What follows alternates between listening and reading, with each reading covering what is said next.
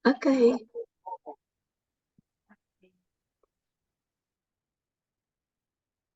Baik, Assalamualaikum warahmatullahi wabarakatuh.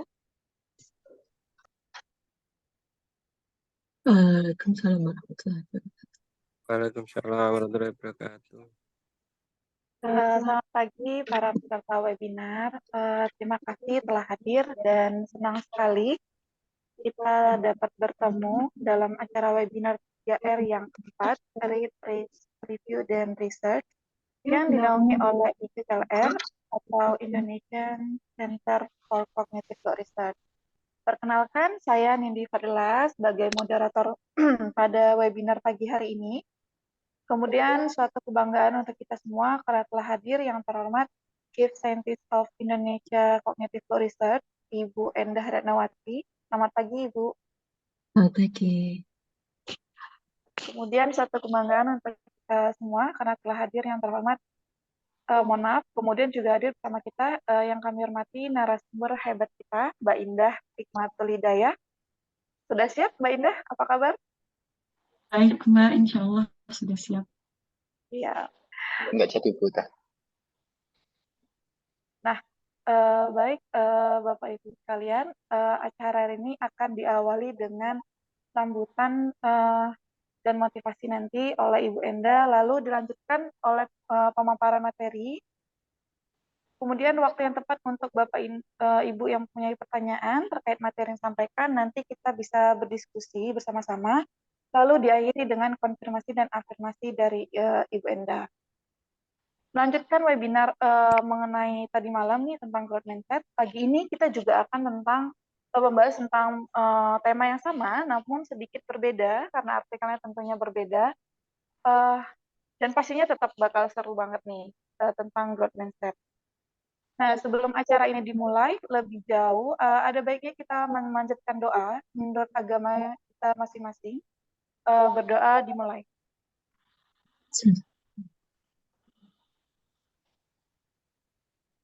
Berdoa selesai.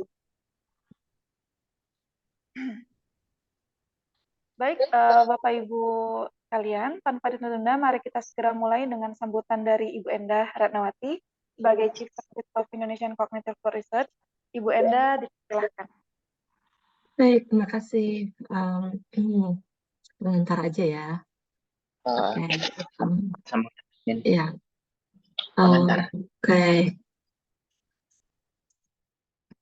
Assalamualaikum warahmatullahi wabarakatuh. Selamat pagi semuanya. Semoga pagi ini bangun dengan keadaan sehat dan segar. Semangat. Kita akan baca artikel jurnal lagi ya. Dan artikelnya ini melanjutkan yang tadi malam, tapi beda authors. Dan dari beda perspektif, kalau yang kemarin yang kita baca, itu kan ada eksperimen gitu ya. Intervensi seperti apa yang bisa mempengaruhi growth mindset, kaitannya dengan prior knowledge, cognitive load, performance, baik performance untuk comprehension atau performance to transfer ability. Nah, yang akan dibacakan artikel yang kali ini yang dipilih oleh Indah, bukan mengeksperimenkan sebuah tindakan atau desain pembelajaran, bukan. Tetapi mencari tahu konstruk-konstruk apa saja atau model seperti apa yang dapat mendeskripsikan tentang growth mindset. Dikaitkan dengan attributions, motivations internal, kemudian self-efficacy, anxiety, dan achievement. Jadi ini bukan tentang sebuah tindakan, tetapi tentang sebuah model yang mendeskripsikan tentang growth mindset. Kaitannya dengan variabel-variabel tadi. Metode yang dipakai survei, dan dalam surveinya ini nanti akan kita pelajari sama-sama dengan Indah ketika membaca artikelnya. Tapi hasilnya menarik nih. Ternyata tidak semua variabel yang membangun model growth mindset itu tadi saling berkorelasi positif. Ternyata loh, tidak semuanya meyakinkan bahwa Oke, kalau growth mindset itu berarti nanti mathematics achievement-nya pasti juga tinggi gitu. Kita lihat ya apa yang dikatakan oleh artikel ini. Mari kita validasi sama-sama apakah memang secara instrumennya, prosesnya, jumlah sampelnya, teknik analisis datanya, memang sudah kredibel, dapat dipercaya, menggunakan referensi yang kita gunakan sama-sama secara internasional, sehingga kita bisa memahami dan mengikuti results yang dibahas di dalam artikel ini. Jadi ketika membaca artikel ini, coba cek, ini instrumennya kayak apa sih? Angkatnya, ada berapa pernyataan, ada berapa sampel, bagaimana pengambilan sampelnya, populasinya ini di Cina, yang mungkin beda dengan kalau di negara lain, tapi karakteristiknya Cina seperti apa, itu nanti bisa dipakai sebagai elemen-elemen untuk membahas hasil penelitiannya. Kemudian jangan lupa nanti di akhir ada next to do. Jadi kalau di Cina kejadiannya kayak gini, modelnya kayak gini dengan instrumen yang seperti ini dan sampel yang seperti ini, kalau di Indonesia apakah sama atau beda?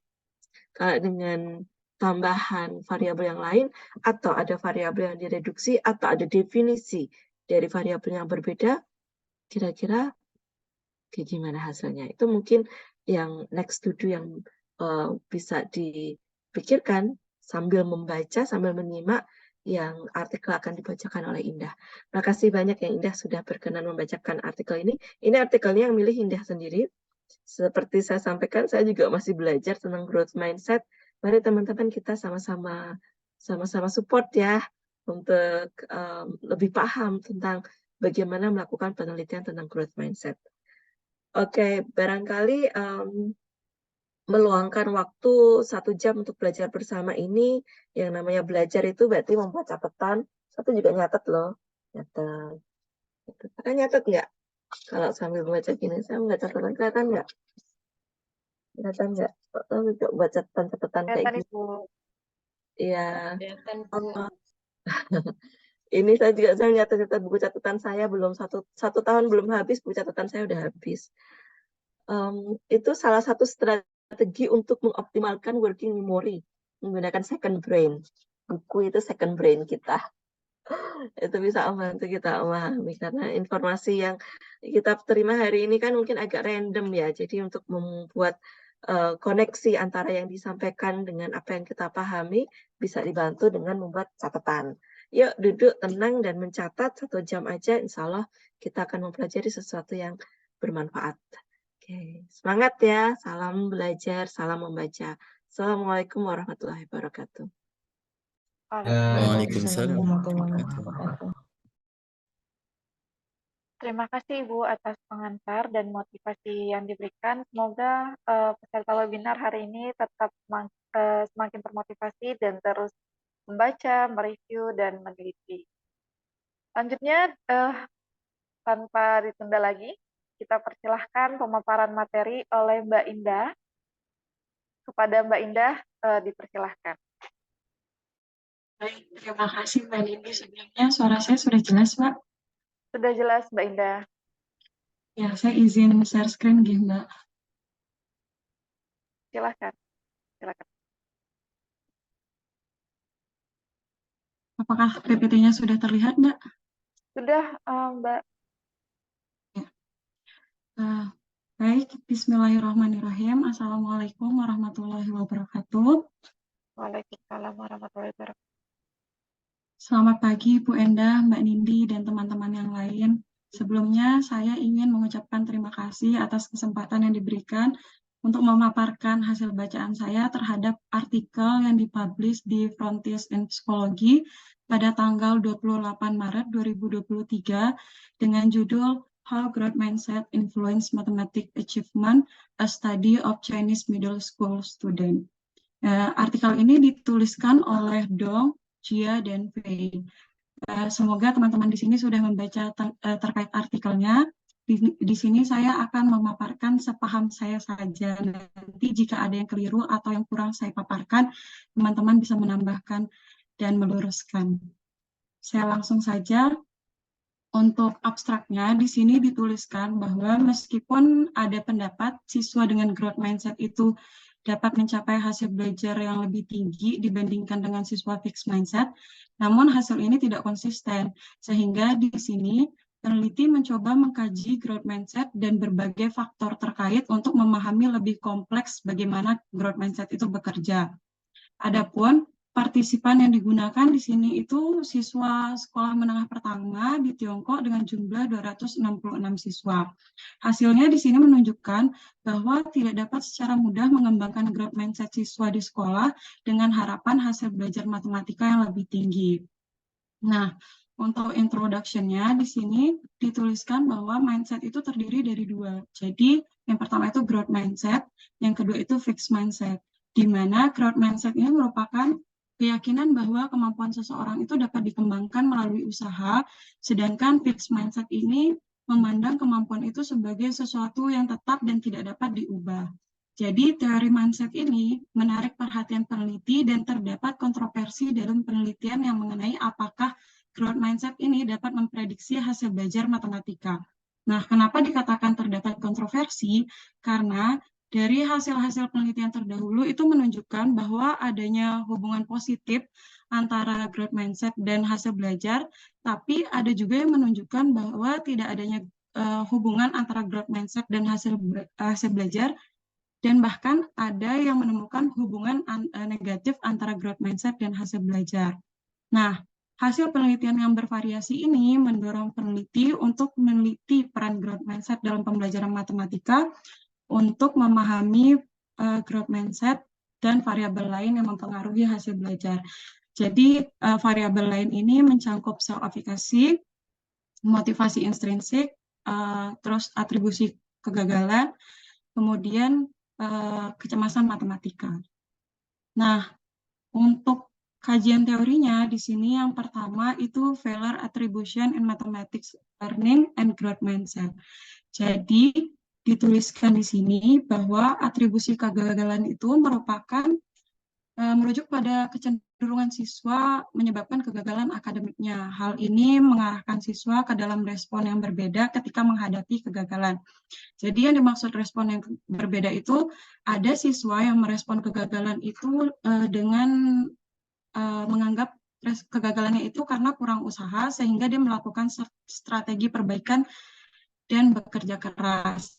Nah, ada juga siswa yang merespon kegagalan itu disebabkan karena kurangnya bakat sehingga dia itu cenderung menyerah. Nah, di sini penelitian terdahulu itu menunjukkan bahwa siswa dengan growth mindset dan fixed mindset itu merespon kegagalan itu cenderung berbeda. Jadi, siswa dengan growth mindset itu mengaitkan kegagalan disebabkan pada hal yang dapat dikendalikan, contohnya usaha. Kemudian di sini fixed mindset itu mengaitkan kegagalan disebabkan itu rendahnya kemampuan dan tidak dapat diubah. Contohnya begini, misalnya siswa dengan growth mindset itu ketika dia gagal dalam ujian matematika, dia mungkin merasa kecewa, tapi dia akan melihat kegagalan ini sebagai peluang untuk belajar.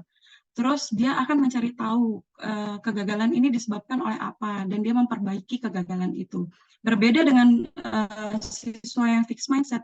Jadi siswa fixed mindset ini merespon kegagalan itu, mereka menganggap kegagalan itu karena dirinya tidak cukup pintar, tidak cukup cerdas, atau tidak cukup berbakat. Nah, ini merujuk mereka cenderung merasa menyerah, cepat merasa menyerah.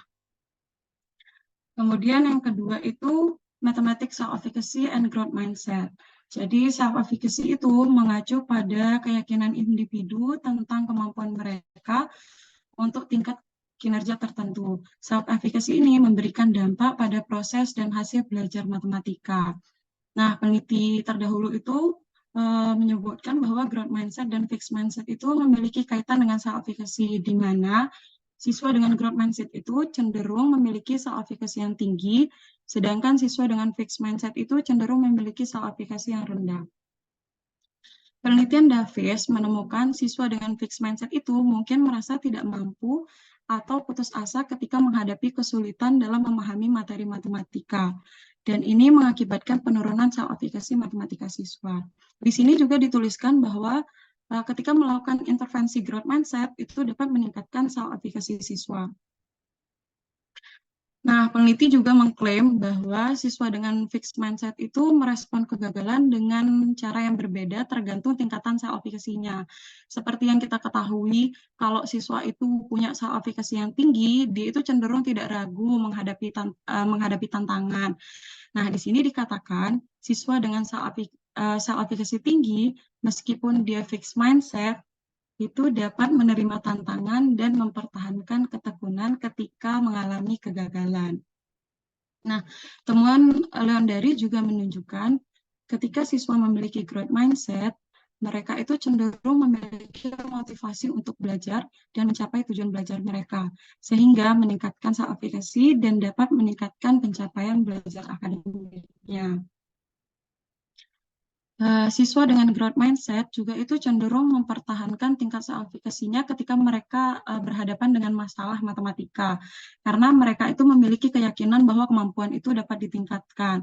Sedangkan siswa dengan fixed mindset itu cenderung percaya bahwa kemampuan itu tidak dapat diusahakan, sehingga menyebabkan self-efficacy-nya menurun. Di sini dikatakan penelitian Blackwell ini menunjukkan bahwa adanya hubungan antara growth mindset dengan pencapaian akademik. Nah, faktor-faktor yang menghubungkan antara growth mindset dan pencapaian akademik itu adalah keyakinan terhadap usaha, atribusi kegagalan, dan strategi positif.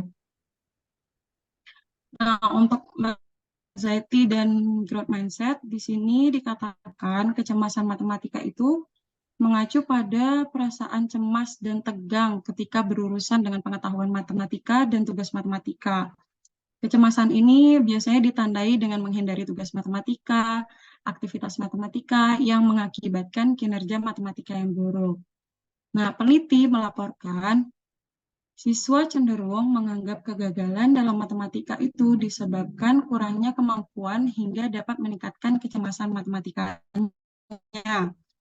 Nah, hasil dari penelitian Clark juga menunjukkan tingkat kecemasan itu dipengaruhi oleh pandangan siswa terhadap kemampuannya. Jadi kalau siswa menganggap kemampuannya itu terbatas, maka tingkat kecemasan matematikanya itu tinggi. Nah, ketika melakukan intervensi growth mindset di dalam kelas itu juga dapat mengurangi kecemasan matematika dan meningkatkan pencapaian matematika. Nah, dari beberapa temuan ini mendukung asumsi bahwa growth mindset ini mempengaruhi hasil belajar melalui atribusi kegagalan dan kecemasan. Kemudian yang keempat itu motivasi intrinsik. Jadi di dalam belajar matematika itu ada dua jenis motivasi, yaitu motivasi intrinsik, kemudian motivasi ekstrinsik. Di mana motivasi intrinsik ini mengacu pada belajar dengan kesenangan dan keinginan sendiri, sedangkan motivasi ekstrinsik ini belajar dikarenakan adanya imbalan eksternal. Nah, dibandingkan dengan motivasi ekstrinsik, motivasi intrinsik ini lebih memberikan pengaruh positif terhadap pembelajaran, entah itu dari perilaku belajarnya ataupun hasil belajarnya. Kalau perilaku belajar itu ditandai dengan keterlibatan yang tinggi di dalam matematika, lebih tekun, lebih berusaha, sedangkan hasil belajar itu siswa itu akan lebih paham secara mendalam terkait materi tersebut dan mencapai pembelajaran yang lebih tinggi. Nah, penelitian sebelumnya itu menunjukkan siswa dengan growth mindset itu cenderung memiliki motivasi intrinsik yang lebih kuat, sedangkan siswa dengan fixed mindset itu cenderung termotivasi dengan hal-hal yang ekstrinsik. Di sini juga dikatakan ketika melakukan intervensi growth mindset, itu dapat meningkatkan motivasi intrinsik siswa di kelas. Nah, hubungan antara growth mindset dan motivasi yaitu siswa dengan growth mindset lebih fokus pada meningkatkan keterampilan melalui pembelajaran dan mengembangkan motivasi intrinsik yang lebih tinggi. Hal ini menyebabkan perilaku belajar yang lebih baik dan hasil akademik yang lebih baik. Adapun hipotesis yang di artikel itu ada 4 hipotesis. Jadi kalau teman-teman lihat pada gambar ini, hipotesis yang pertama itu growth mindset akan memprediksi pencapaian matematika. Jadi kalau siswa memiliki growth mindset itu akan memiliki pencapaian belajar matematika yang lebih tinggi. Nah, hipotesis yang kedua itu motivasi intrinsik ini akan memediasi hubungan antara growth mindset dan pencapaian matematika. Sedangkan Hipotesis yang ketiga itu terdapat jalur mediasi yang berurut yang signifikan dari growth mindset, kemudian ke persepsi tanggung jawab diri atas kegagalan dalam matematika ini atau atribusi kegagalan. Kemudian atribusi kegagalan ini akan mempengaruhi self-efficacy matematika, dan self-efficacy matematika ini akan mempengaruhi pencapaian matematika. Nah, hipotesis yang terakhir yaitu hipotesis keempat, di mana terdapat jalur mediasi berurut yang signifikan dari growth mindset, kemudian ke atribusi kegagalan, dari atribusi kegagalan ini ke kecemasan matematika. Nah, kecemasan matematika ini ke pencapaian matematika. Adapun partisipan yang digunakan dalam penelitian ini yaitu 266 siswa dengan usia perkiraan itu 12 tahun atau 13 tahun saat kelas 7 SMP di Provinsi Hebei, Tiongkok. Jadi di sini sebenarnya dijelaskan bahwa peneliti itu tidak mendata usia peserta. Namun karena di Tiongkok itu wajib belajar 9 tahun, jadi peneliti menyimpulkan bahwa ketika kelas 7 itu usia siswa itu antara dari 12 atau 13 tahun. Nah, di sini juga dijelaskan peneliti itu mengiklankan penelitiannya ke beberapa sekolah yang ada di Tiongkok. Tapi karena penelitian ini dilakukan melacak pencapaian belajar siswa selama 3 tahun, beberapa sekolah itu tidak dapat memastikan dirinya dapat mengumpulkan data selama 3 tahun. Sehingga di sini dikatakan hanya satu sekolah yang berpartisipasi dalam penelitian ini. Adapun untuk proses penelitiannya, itu yang langkah awal dalam penelitian ini di akhir kelas 7, siswa itu diminta untuk mengisi kuesioner terkait growth mindset, self-efficacy, motivasi intrinsik, kecemasan, dan atribusi kegagalan. Kemudian langkah yang kedua itu di sini peneliti mulai mengukur pencapaian belajar matematika peserta, di mana dilakukan dengan 3 tahap, yaitu tahap pertama itu di akhir kelas 8, tahap yang kedua itu di akhir kelas 9, di pertengahan kelas 9, dan yang ketiga itu di akhir kelas 9. Nah, untuk instrumennya sendiri, di sini peneliti mencoba mengatasi keterbatasan dari penelitian sebelumnya yang menggunakan desain cross-sectional dengan mengambil data dalam satu waktu. Jadi kalau mengambil data dalam satu waktu itu, menurut peneliti itu tidak bisa memahami dampak jangka panjang dari growth mindset, sehingga di sini peneliti mencoba mengambil data itu dari 3 waktu untuk memahami dampak jangka panjang growth mindset-nya. Nah, untuk instrumennya sendiri itu, di sini peneliti menggunakan soal yang dirancang oleh otoritas pendidikan setempat, kemudian item dalam penilaiannya itu mencakup fakta matematika, keterampilan, dan strategi pemecahan masalah. Hal ini sesuai dengan standar kurikulum matematika nasional Tiongkok. Nah, tadi kan sudah dijelasin untuk mengukur pencapaian belajar matematikanya itu ada 3 tahap. Nah, di setiap tahapnya itu akan berlangsung tes selama 2 jam dan memiliki total skor itu 120. Jadi nanti dari 3 tahapan itu dijumlahin total skornya, kemudian dicari rata-ratanya, sehingga kalau rata-ratanya tinggi, itu menunjukkan pencapaian matematika yang lebih tinggi. Nah, untuk instrumen growth mindset-nya sendiri, di sini itu mengadopsi karya dari Dweck, di mana terdiri dari 5 pertanyaan dengan 2 pernyataan dengan 2 pernyataan itu menggambarkan growth mindset, dan 3 pernyataan itu menggambarkan fixed mindset. Skala Likert-nya itu 6 poin, di mana nanti siswa itu diminta untuk memilih salah satu poin, dengan 1 itu menggambarkan sangat tidak setuju, hingga 6 itu menggambarkan sangat setuju. Jadi nanti dari 5 pernyataan itu dijumlahkan skornya, skor yang lebih tinggi itu menunjukkan keyakinan lebih kuat terhadap growth mindset. Nah, untuk self-efficacy, di sini peneliti mengadopsi kuesioner dari survei PISA pada tahun 2009. Jadi mekanismenya itu siswa itu diberikan 7 soal matematika, dengan setiap soal itu diberikan kuesioner yang menyatakan keyakinan mereka dalam menyelesaikan 7 soal itu. Nah, skala Likert-nya itu 4 poin, dengan 1 itu menggambarkan tidak percaya diri sama sekali, hingga 4 itu menggambarkan sangat percaya diri. Skornya itu kalau dijumlahin, jika dia tinggi, itu menunjukkan tingkat seaplikasi yang tinggi. Untuk instrumen dari motivasi intrinsik, ini juga sama, menggunakan kuesioner survei PISA. Itu terdiri dari 4 pernyataan, di mana skala Likernya itu 4, dengan 1 itu menunjukkan sangat tidak setuju, dan 4 itu menunjukkan sangat setuju. Kemudian jumlah yang lebih tinggi itu menunjukkan motivasi intrinsik yang lebih kuat. Nah, kemudian di sini untuk instrumen kecemasan matematikanya itu juga sama, mengadopsi dari kuesioner survei PISA 2009. Jadi siswa itu diberikan 3 pernyataan terkait pengalaman belajar matematikanya. Skala Likernya itu 4 poin, dengan 1 itu tidak percaya diri sama sekali, hingga 4 sangat percaya diri. Dan yang terakhir di sini untuk mengukur atribusi kegagalan itu menggunakan kuesioner survei PISA juga pada tahun 2009, di mana siswa itu diberi skenario tentang hasil yang tidak diinginkan dalam kuis matematika, kemudian diberikan 6 pernyataan dengan skala Likernya itu 4, 1 itu menggambarkan sangat mungkin, hingga 4 itu menggambarkan tidak mungkin sama sekali. Skor yang lebih tinggi menunjukkan kecenderungan mengaitkan kegagalan pada diri sendiri.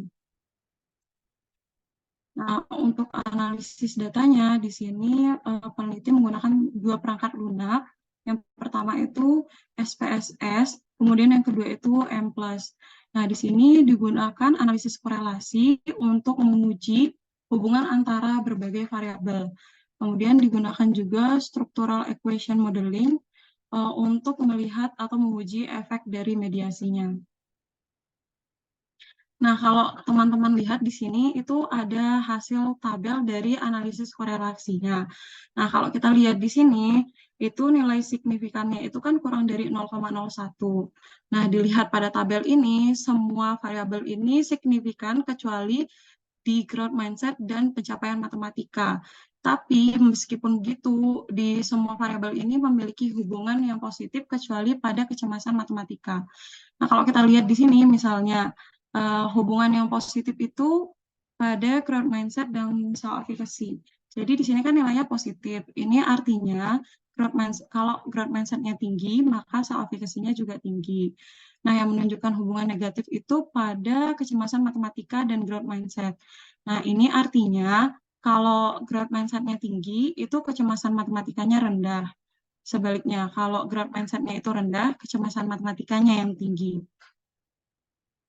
Nah, untuk analisis SEM-nya itu di sini yang pertama itu dia menggunakan Kalman method bias, di mana ini dilakukan karena pengumpulan data pada penelitian ini menggunakan self-report. Jadi ada potensi bahwa metode ini dapat mempengaruhi hasil penelitian yang menciptakan bias. Nah, Herman Single Factor Test ini mengevaluasi apakah ada Kalman method bias ini pada data yang diperoleh.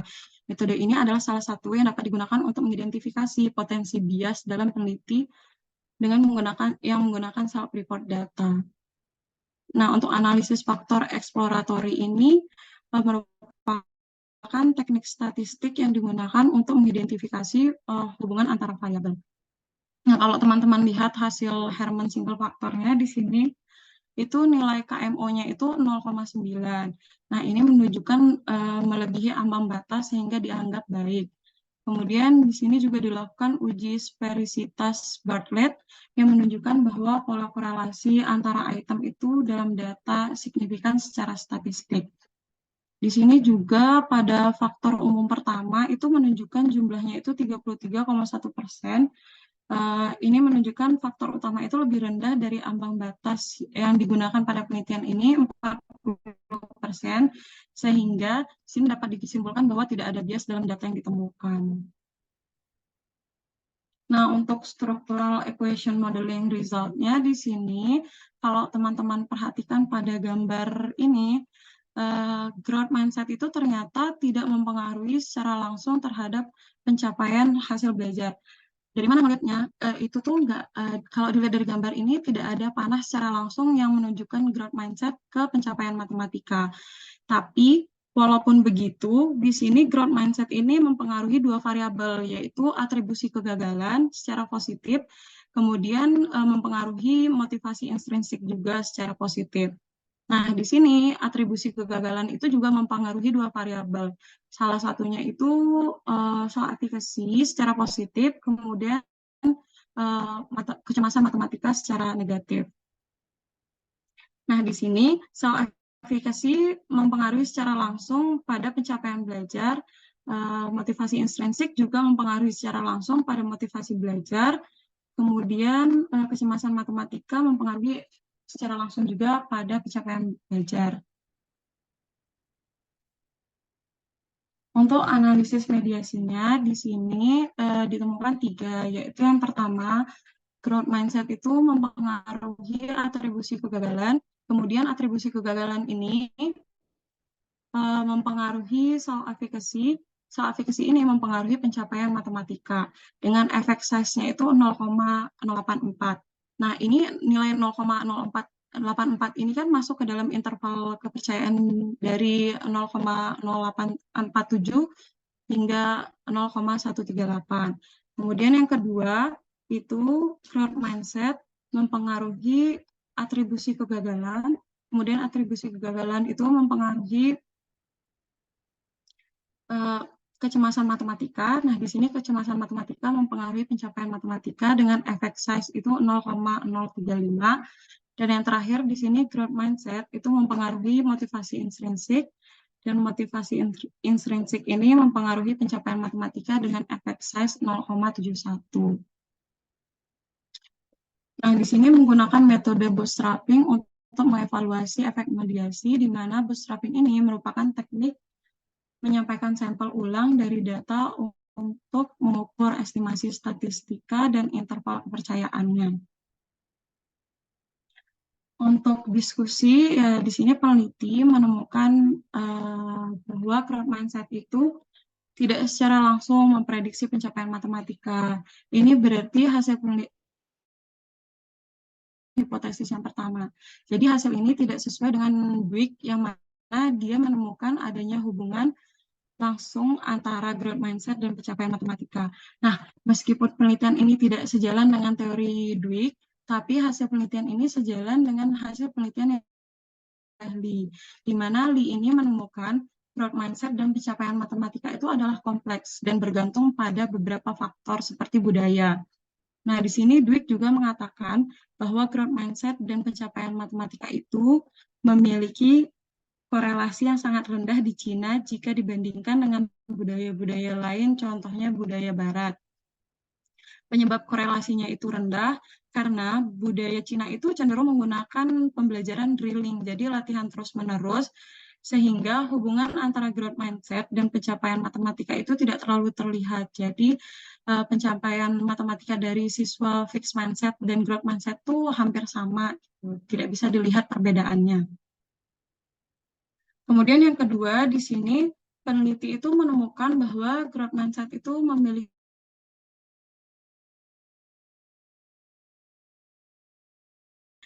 hal ini mendukung hipotesis pada penelitian ini. Jadi kalau teman-teman ingat, hipotesis yang kedua itu motivasi intrinsik ini sebagai mediasi penghubung antara growth mindset dan pencapaian matematika.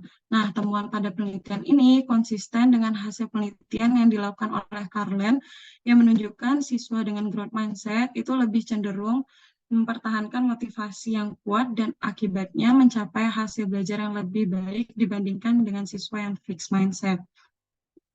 Nah, ini juga mendukung hasil penelitian sebelumnya, yaitu di mana siswa yang menganggap kecerdasan dapat diubah itu lebih cenderung terlibat dalam aktivitas, tugas matematika, dan meningkatkan kemungkinan untuk mencapai hasil belajar matematika yang diinginkan dibandingkan siswa dengan fixed mindset.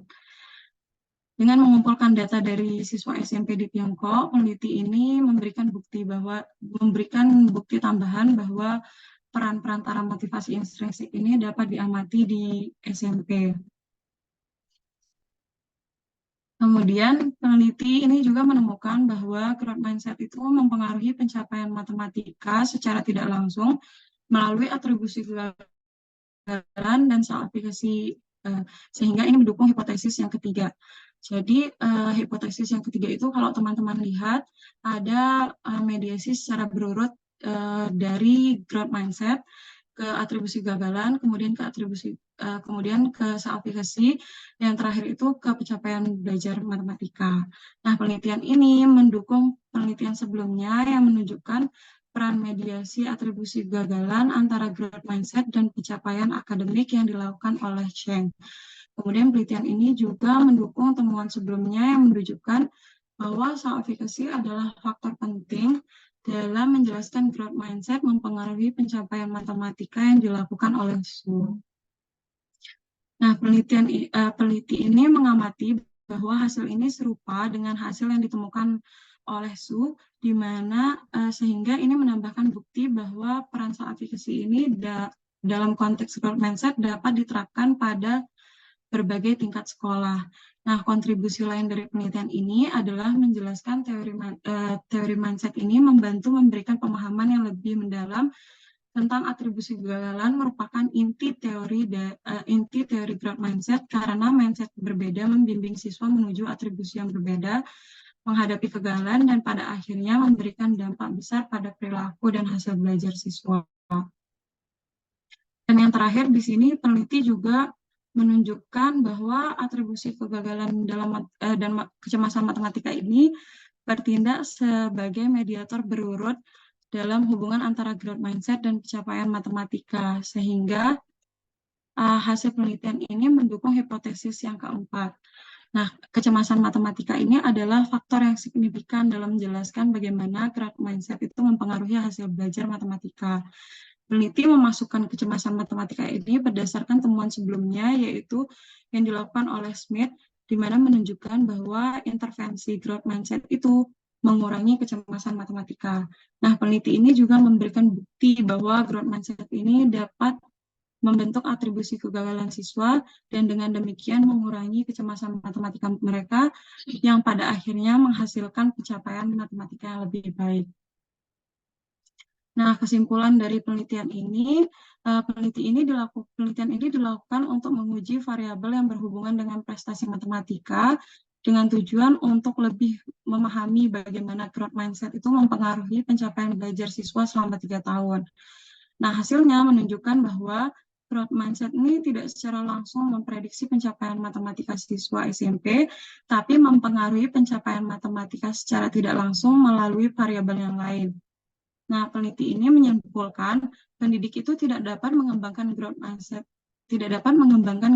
siswa melalui ekspektasi agar mencapai hasil belajar yang lebih tinggi. Namun, kalau mau mencapai hasil belajar yang lebih tinggi itu daripada mengarahkan untuk melakukan intervensi ke arah growth mindset, itu lebih baik jika dilakukan intervensi pada soal aplikasi, atribusi kegagalan, motivasi intrinsik, serta mengurangi kecemasan matematika pada siswa. Nah, untuk keterbatasan pada penelitian ini, jadi sampel penelitian ini terbatas dalam siswa SMP di Tiongkok. Ini membuat belum jelas apakah hasil yang sama akan berlaku pada konteks budaya lain.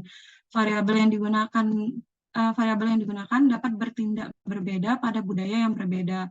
Oleh karena itu, penting untuk melakukan penelitian ini di budaya yang lain. Nah, yang kedua itu, dalam penelitian ini tidak mempertimbangkan semua faktor yang berhubungan dengan growth mindset, contohnya itu orientasi tujuan dan keyakinan terkait upaya.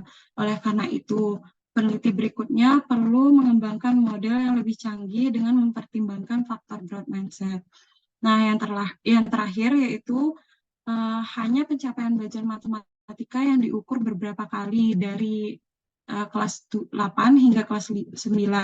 Sedangkan variabel lain itu hanya diukur pada kelas 7. Ini berarti peneliti itu tidak mempertimbangkan perubahan yang mungkin terjadi pada variabel-variabel yang lain selama penelitian. Oleh karena itu, disarankan untuk penelitian selanjutnya itu untuk melakukan pengukuran berulang pada variabel-variabel ini. Sekian dari saya. Wassalamualaikum warahmatullahi wabarakatuh. Waalaikumsalam warahmatullahi wabarakatuh. Luar biasa, Mbak Indah. Pagi hari ini artikelnya yang sangat luar biasa dan menambah pengetahuan kita tentang growth mindset. Kalau tadi, kalau kemarin kita menilai growth mindset dengan cognitive theory, lalu ada mastery, achievement, mastery goal, performance goal. Kali ini malah tentang dari self efficacy-nya dan atribusi begitu ya Mbak Indah ya. Suaranya belum keluar nih Mbak Indah. Iya, Mbak. Iya, oke. Nah, kalau misalnya kita, kalau dari saya lihat gitu ya, ternyata kalau mungkin ada hubungannya ya antara growth mindset yang berkorelasi dengan performance goal dan fixed mindset yang dan fixed mindset yang berkorelasi dengan motivasi extrinsic. Mungkin ini sangat akan menarik ya ke depan. Oke, baik mungkin dari peserta webinar untuk bisa mengajukan pertanyaan. Oke, dari Ibu Endah, angkat tangan. Silakan Ibu. Iya, mohon maaf mendului, tapi ini saya hanya mau ini kok meyakinkan aja bahwa persepsi saya udah sama gitu dengan apa yang saya baca, yang saya interpretasikan udah sama dengan yang dibaca oleh Indah. Indah minta tolong ini dong ke slides yang model. Siap, tuh sudah kelihatan atasnya. Ya, 11. Oke, slideshow.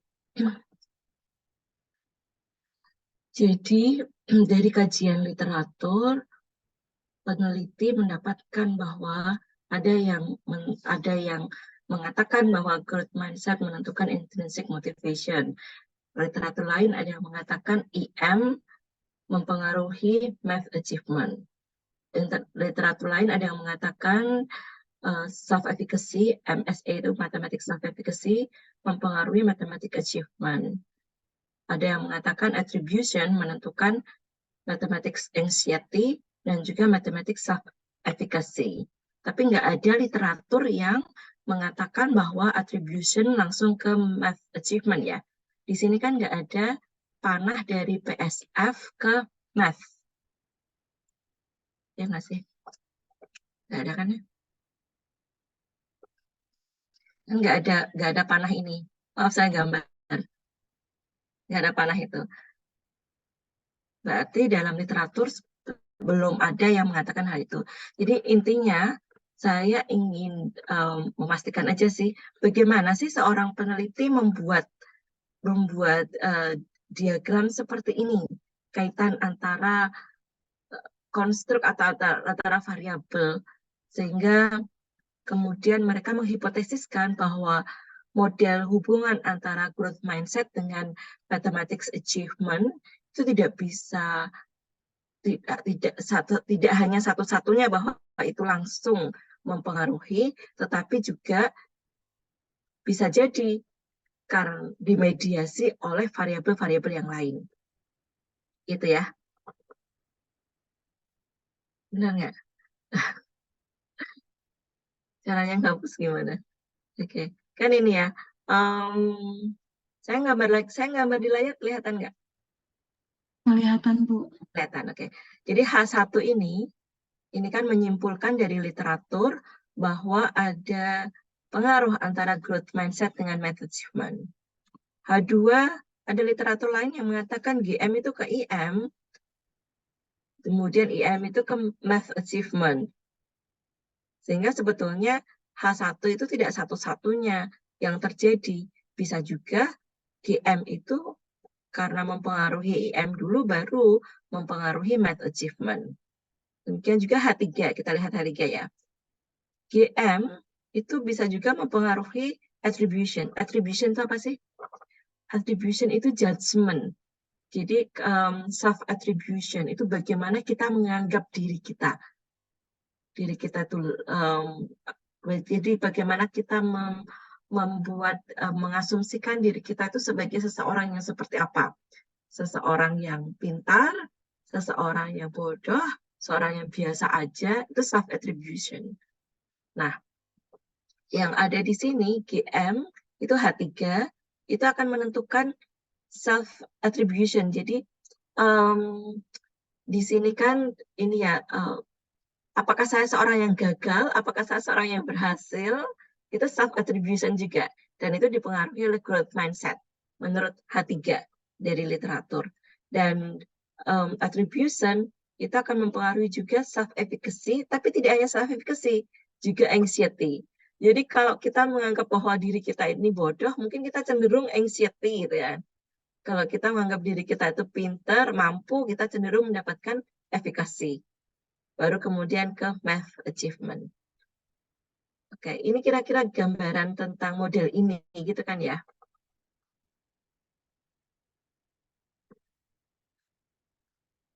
Ya, oke.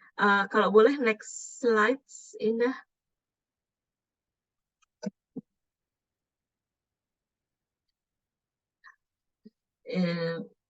Bentar, dihapus dulu ya.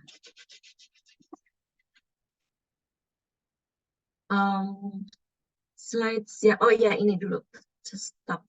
Nah, ini kan partisipannya ada sebanyak 266 siswa. Tadi surveinya itu, kalau saya total, jumlah pernyataan dalam angketnya itu 25. Benar nggak? Coba cocokkan ya. Jadi untuk survei growth mindset-nya, questionnaire atau angket growth mindset-nya, itu ngambil dari miliknya Carol Dweck, ada 5 items. Ya kan? Pada nyatet nggak? 5 items pakai 6 skala Likert. Kemudian untuk self-efficacy ada 7 items, ngambil dari survei yang dilakukan oleh PISA. Kemudian intrinsic motivation ada 4 items, math anxiety ada 3 items, kemudian attribution yang perceived self-responsibility atau self-failure, itu ada 6 items. Berarti kan 5 tambah 7 tambah 4 tambah 3 tambah 6 kan 25 items.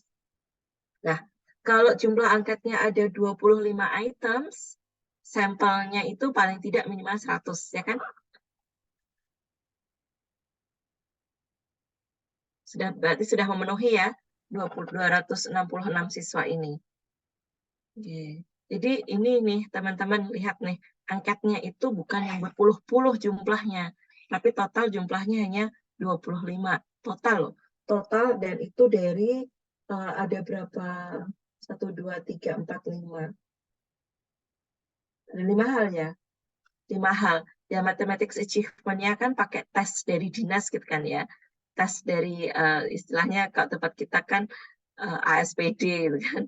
Tes dari dinasnya Cina, ASPD, dan tesnya dilakukan 3 kali karena ini aspek afektif gitu kan. Aspek afektif itu bukan sesuatu yang instan, maka perlakuan jangka panjang menjadi pertimbangan di sini, sehingga ngambil tesnya itu 3 kali. Kemudian berikutnya tadi ada yang tabel korelasi. Bisa tampilkan, Indah?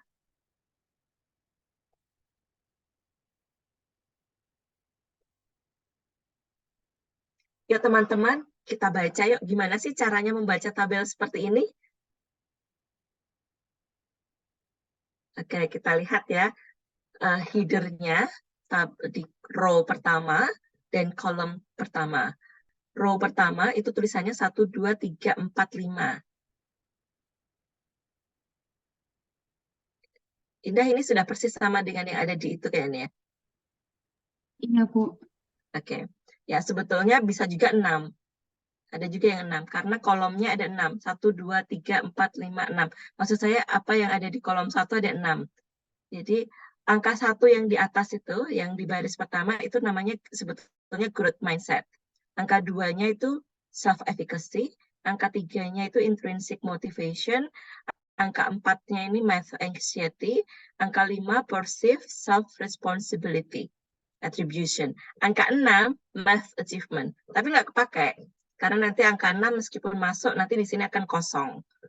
Nah, yang kita ini adalah korelasi 1 dengan 2 itu 0,2 211. Kenapa yang sel 11 kosong? Karena kan nggak perlu ya. Ya kan? Sel 11 itu kan korelasi growth mindset dengan growth mindset itu sendiri. Doesn't make sense. Kan nggak perlu dicari. Makanya ini kosong. Terus kenapa sel 12 kosong? Sel 12 kan growth mindset dengan self-efficacy. Saya centang ya. Ini kosong kan? Ini juga kosong. Kenapa? Karena sudah ada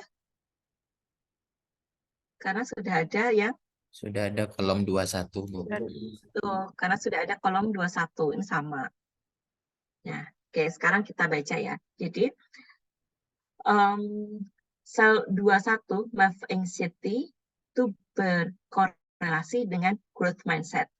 T-nya kurang dari 0,01. Nah, ini semuanya iya. Math anxiety, benar ya, korelasinya negatif. Nih, perceived self-responsibility dengan 4, math anxiety. Negatif. Paham ya maksudnya kenapa ini negatif? Yang bagian ini, apa, ini.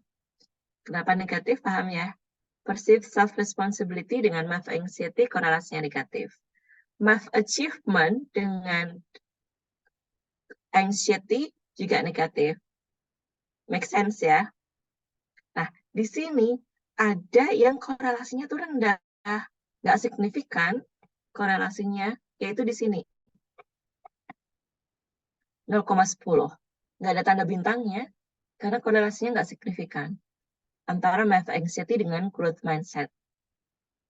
Nah, ini tadi yang disampaikan oleh Indah, bahwa nggak serta-merta kalau orang growth mindset itu lalu bisa kita simpulkan dia math achievement-nya bagus.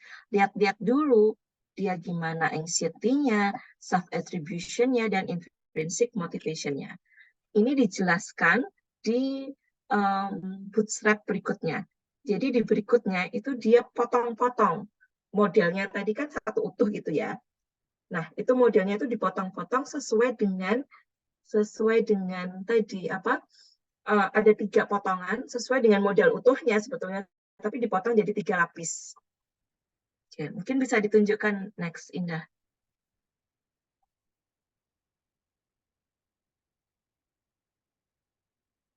Satu lagi. Ini. Oke, dipisah-pisah jadi 3 lapis. Untuk melihat seberapa besar pengaruh dari adanya mediasi variabel-variabel ini ke math achievement. 0,084 berarti kan 8,4%, 3,5%, 7,1%. Oke. Oke, mungkin ini aja yang ingin saya perkuat. Barangkali saya juga perlu divalidasi loh. Tolong saya diberitahu kalau saya kurang tepat dalam menginterpretasikan hasil penelitian ini. Tapi sangat menarik. Ini memang bukan tentang desain instruksional atau instructional design atau tentang model pembelajaran, tetapi penelitian ini memberikan penjelasan bahwa ada banyak sekali faktor afektif yang mempengaruhi math achievement atau performance in mathematics, sehingga kalau kita sedang mengajar dan kita mendapati siswa kita ternyata belum mencapai tujuan pembelajaran, we cannot judge them straight away. Kita nggak bisa langsung melabeli mereka dengan tidak bisa, tidak mampu, nggak punya growth mindset, atau apa yang lain. Nggak bisa. Karena ada banyak sekali faktor yang bisa mempengaruhi. Mungkin dia sudah growth mindset, tapi barangkali sedang cemas. Dan yang lain-lain. Mungkin itu bisa membuat kita sebagai guru menjadi lebih bijaksana dalam memberikan feedback kepada siswa atas mathematics achievement-nya. Itu dari saya, mohon masukan dari yang lain. Terima kasih. Bu Endah, saya juga mau diskusi nih, Bu. Kalau kita lihat dari tabel 2 yang terkait dengan tabel analisis korelasi, coba Mbak Indah dinaikkan ke atas tadi.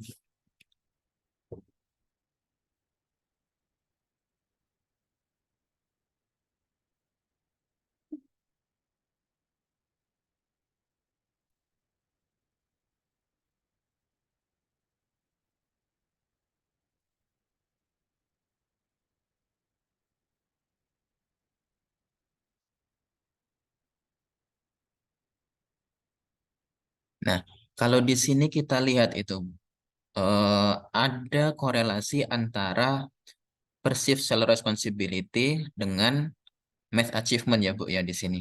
Yaitu sebesar 0,45 dan itu signifikan secara langsung gitu.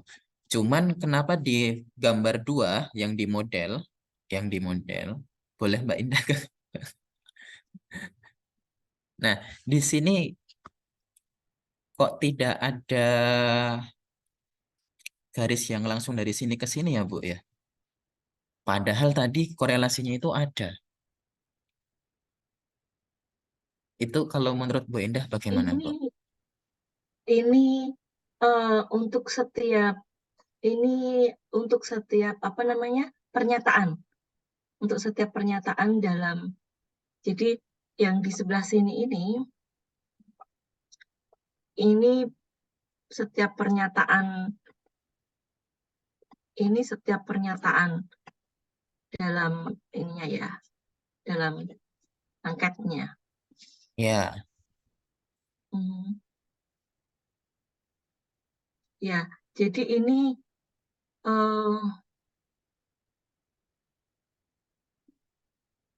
maksudnya kenapa nggak ada dari sini ke sini ya?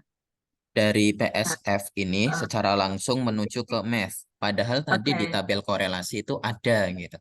ya betul, betul banget. Nah, ceritanya gini, statistik SPSS itu dia jebret langsung membuat semuanya ada. Tetapi sebetulnya nggak semuanya itu masuk dalam modelingnya, masuk dalam hipotesisnya. Kan membangun hipotesisnya kan tadi ya, di awal. Kenapa ada hipotesis? Kan karena ada kajian literatur.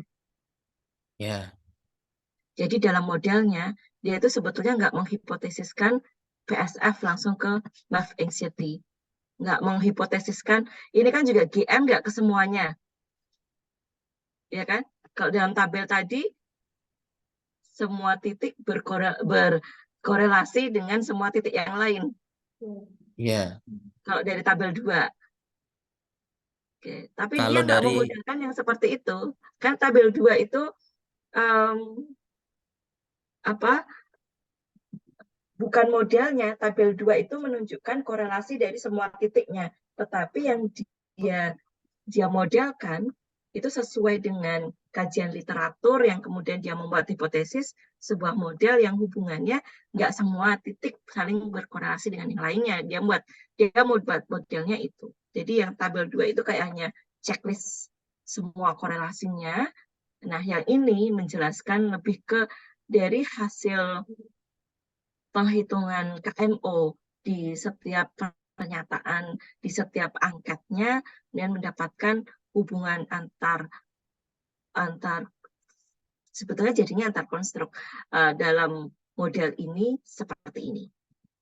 Jadi ini structural equation modeling results-nya. Gitu. Oke, Bu. Ya. Oke. Tapi good question. Saya sendiri belum pernah penelitian SM seperti ini, structural equation modeling. Karena fokus penelitian saya lebih ke instructional design, bukan ke analisis faktor. Namanya analisis faktor modeling. Ada satu garis dari hipotesis yang hilang tapi ya Bu ya berarti di sini di GM ke math itu tadi di hipotesis ada garisnya. Coba dicek ke atas lagi tabel 2.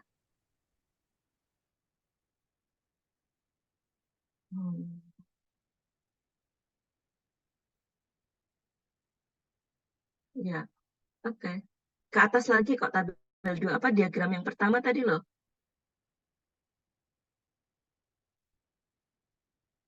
Ya, oke. Ini hipotesisnya. Kalau yang tadi murni dari data yang diperoleh ketika dimodelkan, kaitannya menjadi seperti itu tadi.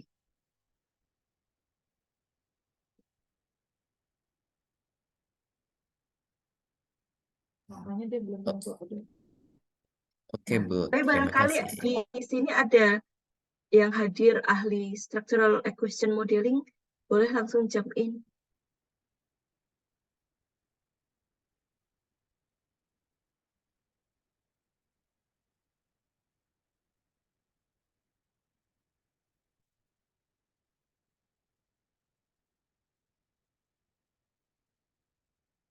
Indah di artikel ini menunjukkan ini nggak item-itemsnya itu apa saja pernyataan dalam surveinya.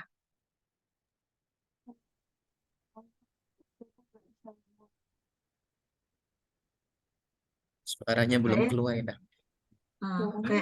kayak saya cari-cari nggak ada, tapi barangkali Indah tahu sudah ini kayak menyelidiki lebih detail. Di artikel itu disebutkan data mentahnya itu disediakan. Cuman saya cari-cari juga nggak ada, Bu. Di websitenya juga nggak nemu. Oh, berarti ini diberikan ke jurnalnya. Sepertinya Jadi kalau begitu. Dan tidak kita mau diekspos. ya, ini masuk repositori ke jurnalnya. Jadi kalau kita mau lihat data mentahnya, kita bisa kontak. Di sini angkatnya nggak diberikan ya, cuma dikasih sumber referensi angkat-angkatnya dari mana aja ya. Ada yang punya nggak di sini angkat dari PISA itu kayak apa sih total tuh selain self efficacy, intrinsic motivation, meta anxiety, apalagi? Ada yang punya nggak? Ada yang pernah baca?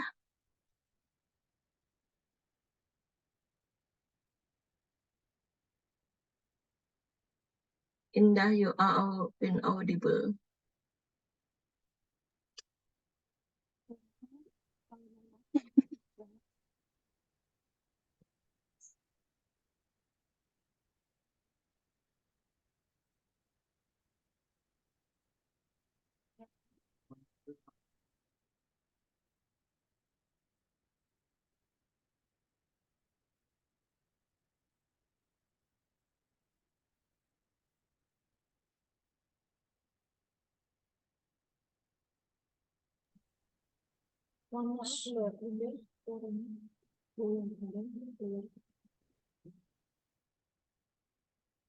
Iya, nggak terdengar nggak apa-apa.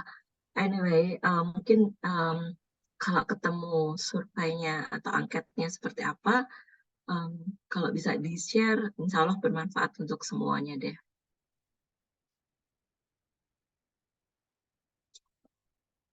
Ya, tentang math anxiety, kebetulan ada mahasiswa saya yang ini yang meneliti. Enrico nggak datang ya. Nanti kapan-kapan deh Enrico diminta cerita ya. Di sini hadir ada Mbak Ayu Ningtyas. Makasih sudah hadir Mbak Ayu. Ini meneliti juga tentang anxiety, kecemasan. Tapi mengukur kecemasan, bukan meneliti kecemasannya ya.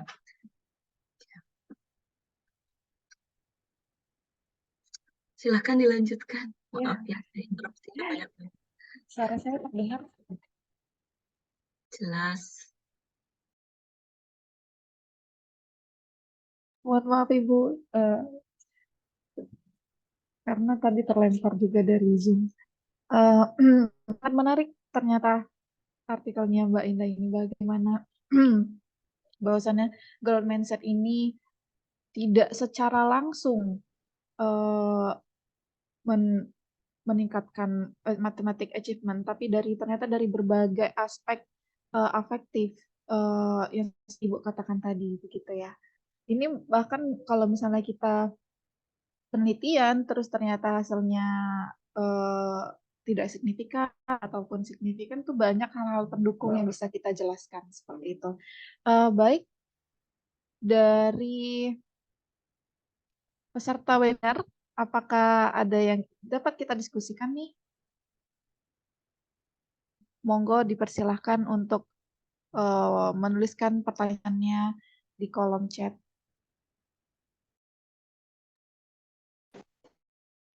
Ada yang raise hand?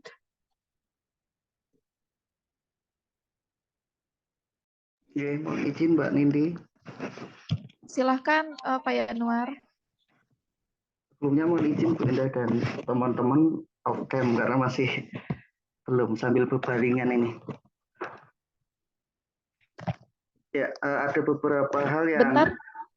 Sebentar Pak Yanuar, ini narasumbernya sedang terlempar.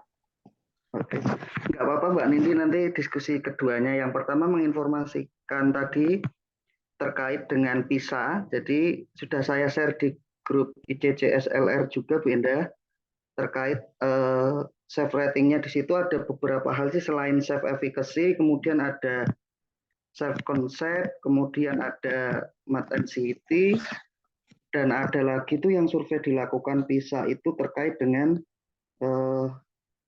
lack of confidence. Saya juga belum baca secara detail, tapi di panduan PISA yang saya share di grup itu ada beberapa asesmennya sepertinya Bu. Ada asesmen angketnya terkait tadi self efficacy, self concept gitu kan. Kemudian tadi ada 5 hal yang disurveikan di PISA itu, yang PISA tahun 2021 yang terakhir. Kemudian tadi terkait dengan SEM gitu Bu, saya belum ahlinya tapi beberapa kali juga melakukan penelitian yang dianalisis dengan SEM baik CFA-nya ataupun EFA. Terkait tadi diskusi dengan Mas Wahyu, kenapa yang di bagian tabel itu tidak ada korelasinya, tetapi di bagian modelnya, di model SEM-nya itu tidak terhubung secara langsung begitu. Nah, pemahaman saya terkait dengan ini memang karena di SEM itu adalah pembentukan model. Jadi per item yang dilihat adalah item-item angket yang dimodelkan, sedangkan korelasi tadi sudah disampaikan Bu Endah juga, korelasi yang di tabel sebelumnya itu kan korelasi yang itu muncul dari SPSS yang nilainya adalah nilai utuh dari kumpulan semua item. Nah, ini kalau dilihat di structural equation modeling ini kan per item, jadi per itemnya itu muncul nilai-nilainya. Jadi tidak secara langsung untuk item-item tersebut ya PSF-nya langsung tadi ke mat achievement-nya tidak langsung, karena beda dengan yang model SPSS. Karena ada beberapa faktor nanti difilterisasi awalnya pada pembuatan structural equational modeling. Jadi memang walaupun ada hasil korelasi, tetapi di modelnya belum tentu dia secara langsung berkorelasi. Mungkin tambahan dari saya terkait model ini. Kemudian yang ketiga, saya ingin diskusi pada hasil penelitian tadi. Memang menarik sekali terkait dengan growth mindset. Di bagian akhir limitation and future research tadi disampaikan bahwa memang untuk growth mindset tidak langsung memberikan dampak kepada mat achievement, tetapi ada faktor mediasi gitu ya, maksudnya atau variabel penghubung, yaitu salah satunya self efficacy tadi, kemudian ada lagi terkait intrinsic motivation. Nah, di bagian akhir itu ada satu pernyataan bahwa view riset itu masih sedikit sekali untuk penelitian yang memang membuat suatu intervensi model secara bersama-sama antara self efficacy dan mat anxiety, atau antara self efficacy dan misalnya intrinsic motivation tadi. Nah, ini yang ingin saya diskusikan, maksudnya model intervensi yang secara bersama-sama tadi antara self efficacy dan mat anxiety dan sebagainya itu maksudnya model intervensi dalam instruksional desain matematik di dalam kelas, atau bagaimana ya, misalnya misal kita mau diskusikan terkait itu. Kurang lebihnya itu mungkin yang bisa saya sampaikan. Terima kasih sekali Mbak Indah udah share, berbagi terkait dengan artikel yang menurut saya ini relate sekali dengan kebutuhan skill abad 21, dan terkait dengan AKM juga salah satu ukuran-ukuran nanti di literasi numerasi kan pasti arahnya ke growth mindset. Matur suwun, saya kembalikan ke Mbak Nindi.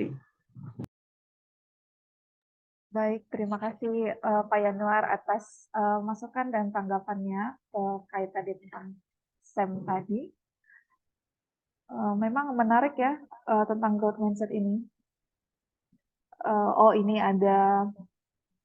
ada presensi dan evaluasi. Mungkin sambil menunggu ada yang bertanya dan berdiskusi, mari Bapak Ibu bisa memberikan penilaian evaluasi pada webinar hari ini. Berikutnya mungkin dari saya bantu ini sedikit apa? Oh iya, Ibu silakan. Terima kasih Pak Yanuar. Ya, tentang SEM tadi ya. Oke, terima kasih. Tadi sudah ditambahkan. Kemudian nanti sama-sama dicek lagi ya. Yang ada di tabel 2 itu korelasi, tapi kalau yang ada di diagram setnya itu isinya itu bukan angka-angka hasil korelasinya. Bukan. Maknanya korelasi. Tapi angka yang dimunculkan di situ bukan hasil korelasinya. Ya, Pak. Kemudian tentang penelitian selanjutnya, ya, ini terbuka sekali banyak yang bisa dilakukan, tapi dengan pemahaman kita dari hasil penelitian ini bahwa growth mindset ternyata ada sebuah keyakinan akan kemampuan yang dimilikinya, apakah memang tetap atau sesuatu yang bisa berubah. Keyakinan yang seperti itu kan domain spesifik barangkali loh. Domain spesifik nanti perlu dicek. Artinya gini, barangkali entah domain spesifik atau enggak, tapi perlu dicek juga. Barangkali itu juga bisa untuk next research. Apakah kalau orang itu dia mempunyai growth mindset, apapun bidangnya, itu dia juga akan growth mindset. Artinya dia growth mindset di matematika, gitu kan. Oke, matematika itu kalau sesulit apapun kalau berusaha saya yakin saya bisa. Tapi kalau bahasa Inggris gitu misalnya, saya sudah growth mindset, tapi kok nggak bisa-bisa gitu. Kayaknya emang saya nggak bisa. Terjadi nggak kayak gitu ya? Jadi satu orang itu sebetulnya domain spesifik atau sebetulnya enggak? Kayaknya jadinya enggak ya. Karena growth mindset itu kan lebih ke kemampuan secara umum kan? Lebih ke kemampuan secara umum kalau kita pahami di sini. Karena kan ternyata di media untuk sampai ke achievement itu dimediasi oleh anxiety, dimediasi oleh intrinsic motivation dan attribution. Nah, nggak tahu benar atau enggak, tetapi bayangan saya di sini growth mindset ini sebagai sesuatu yang sifatnya mendasar atau umum dan perlu dijelaskan dengan variabel-variabel yang lain. Barangkali itu bisa jadi penelitian berikutnya. Dan sebetulnya kalau dari teorinya, coba nanti dibaca lagi, growth mindset ini lebih ke mendasar. Jadi kalau orang growth mindset ya growth mindset aja. Jadi apapun bidangnya dia akan bisa.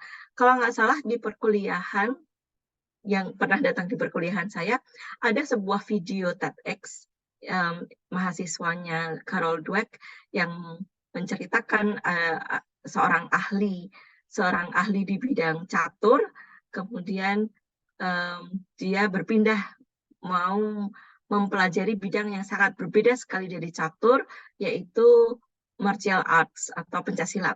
Dan ternyata karena dia berpikiran bahwa kalau saya berusaha, kalau saya latihan, saya pasti bisa. Gitu. Dan dia akhirnya juga bisa. Nah, growth mindset kalau dari teorinya kan nggak domain spesifik gitu kan. Jadi kalau orang growth mindset ya growth mindset aja. Jadi di bidang apapun kalau dia yakin bahwa kemampuan yang dia miliki itu adalah hasil usaha yang dilakukan. Sehingga kalau dia mau excel, mau achieve something different, kalau dia mau berusaha, maka dia bisa. Kemudian, nah, fixed mindset itu yang seperti tadi, yang kalau matematika saya bisa, tapi kalau bahasa Inggris saya menyerah deh. Saya sudah belajar bagaimanapun juga masih nggak bisa. Bakat saya ada di matematika, itu yang fixed mindset. Kemudian mungkin hal itu bisa dari hasil penelitian ini bisa kita pahami bahwa memang ternyata ada afeksi lainnya yang berkaitan dengan adanya growth mind, dengan keyakinan seseorang itu growth atau fixed. Misalkan tadi ada kecemasan dan seterusnya. Nah, penelitian selanjutnya mau menjelaskan ke variabel-variabelnya itu dengan lebih detail, misalnya ambil variabel lain yang belum ada di sini, atau fokusnya mau ke desain instruksional. Oke. Nah, seseorang mau fokus penelitiannya di bidang apa, tentu sesuai dengan roadmap penelitian yang dirancang kan. Jadi bukan, aku kali ini mau ini, besok ini mau ini, enggak. Tapi seorang peneliti itu punya roadmap, punya cita-cita, bahwa dalam sekian tahun, saya mau memahami sebuah hasil apa, mendapatkan hasil apa, memahami paling tidak. Kalau saat ini fokus saya pada desain instruksional, sehingga kalau misalkan menginterpretasikan dari hasil penelitian ini,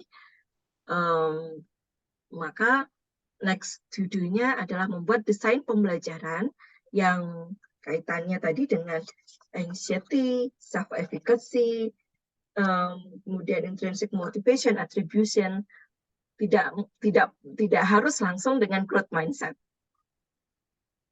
Paham maksud saya nggak? Bahwa ternyata growth mindset itu kan tidak langsung gitu, bisa tidak langsung ya. Maka ketika kita melakukan penelitian, kita bisa meninjau intervensi dari faktor-faktor yang memediasi growth mindset itu ke achievement. Karena desain instruksional kita kan fokusnya pada bagaimana membantu siswa belajar dengan lebih baik, dengan lebih mudah. Mungkin itu masukan dari saya, bukan masukan sih, apa ya, yang ada di kepala saya saat ini. Kalau misalkan mau penelitian lebih lanjut, sebetulnya nggak harus langsung ukur growth mindset, tetapi atau misalkan langsung ukur growth mindset, melakukan intervensi tentang growth mindset seperti artikel tadi malam, berarti dalam pembahasannya kita bisa mengungkapkan tentang faktor-faktor mediasinya seperti yang ada di dalam artikel ini. Jadi artikel ini bisa kita gunakan sebagai pembahasan. Kenapa sih dia yang dengan intervensi growth mindset ini seseorang mungkin cemasnya jadi berkurang, intrinsic motivation-nya bisa bertambah dan seterusnya. Jadi artikel ini bisa untuk pembahasan atau memperjelas hasil penemuan tentang desain instruksional yang di dalamnya ada intervensi tentang growth mindset. Kayaknya tesisnya indah yang mau tentang growth mindset. Ditunggu desainnya. Oke, silahkan selanjutnya. Makasih. Terima kasih Ibu atas penguatannya. Benar-benar menarik karena tadi juga Mbak Indah ada kutipan yang berkata seperti ini, yang kalau fixed mindset, walaupun fixed mindset tetapi self-efficacy-nya tinggi, dapat meningkatkan mathematic achievement itu sendiri. Jadi memang faktor lain dari tidak sekedar fix ataupun growth mindset dari seseorang, tetapi ada banyak sekali faktor yang mempengaruhi mathematic achievement seseorang begitu. Baik, dari peserta webinar, mungkin dari Mas Ibrahim.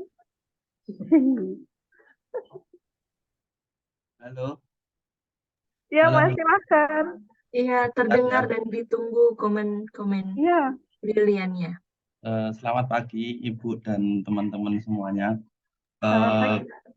Kalau dari saya sendiri, mungkin ilmu yang saya dapatkan ya, yang saya pertimbangkan, mungkin bisa nanti dikoreksi ya. Kalau growth mindset itu yang saya rasakan adalah seperti niat gitu ya. Orang itu punya niat gitu. Nah, tapi bukan hanya niat yang didasari adalah atas kesadaran diri bahwa saya itu punya kemampuan untuk melakukan hal tersebut. Mungkin bisa dikonfirmasi Bu Eda, apakah niat saja atau niat dan kemampuan yang dimiliki sehingga dia kayaknya gue bisa dengan itu. Kalau itu kayaknya lebih tepatnya self efficacy ya. Minggu depan kita akan membaca artikel tentang self efficacy. Jadi kalau punya niatan itu kan dorongannya. Punya niatan bahwa kayaknya saya itu bisa karena saya punya kemampuan, itu self efficacy. Tapi growth mindset itu lebih ke kalau saya berusaha pasti saya bisa. Jadi niatnya itu niat untuk berusaha.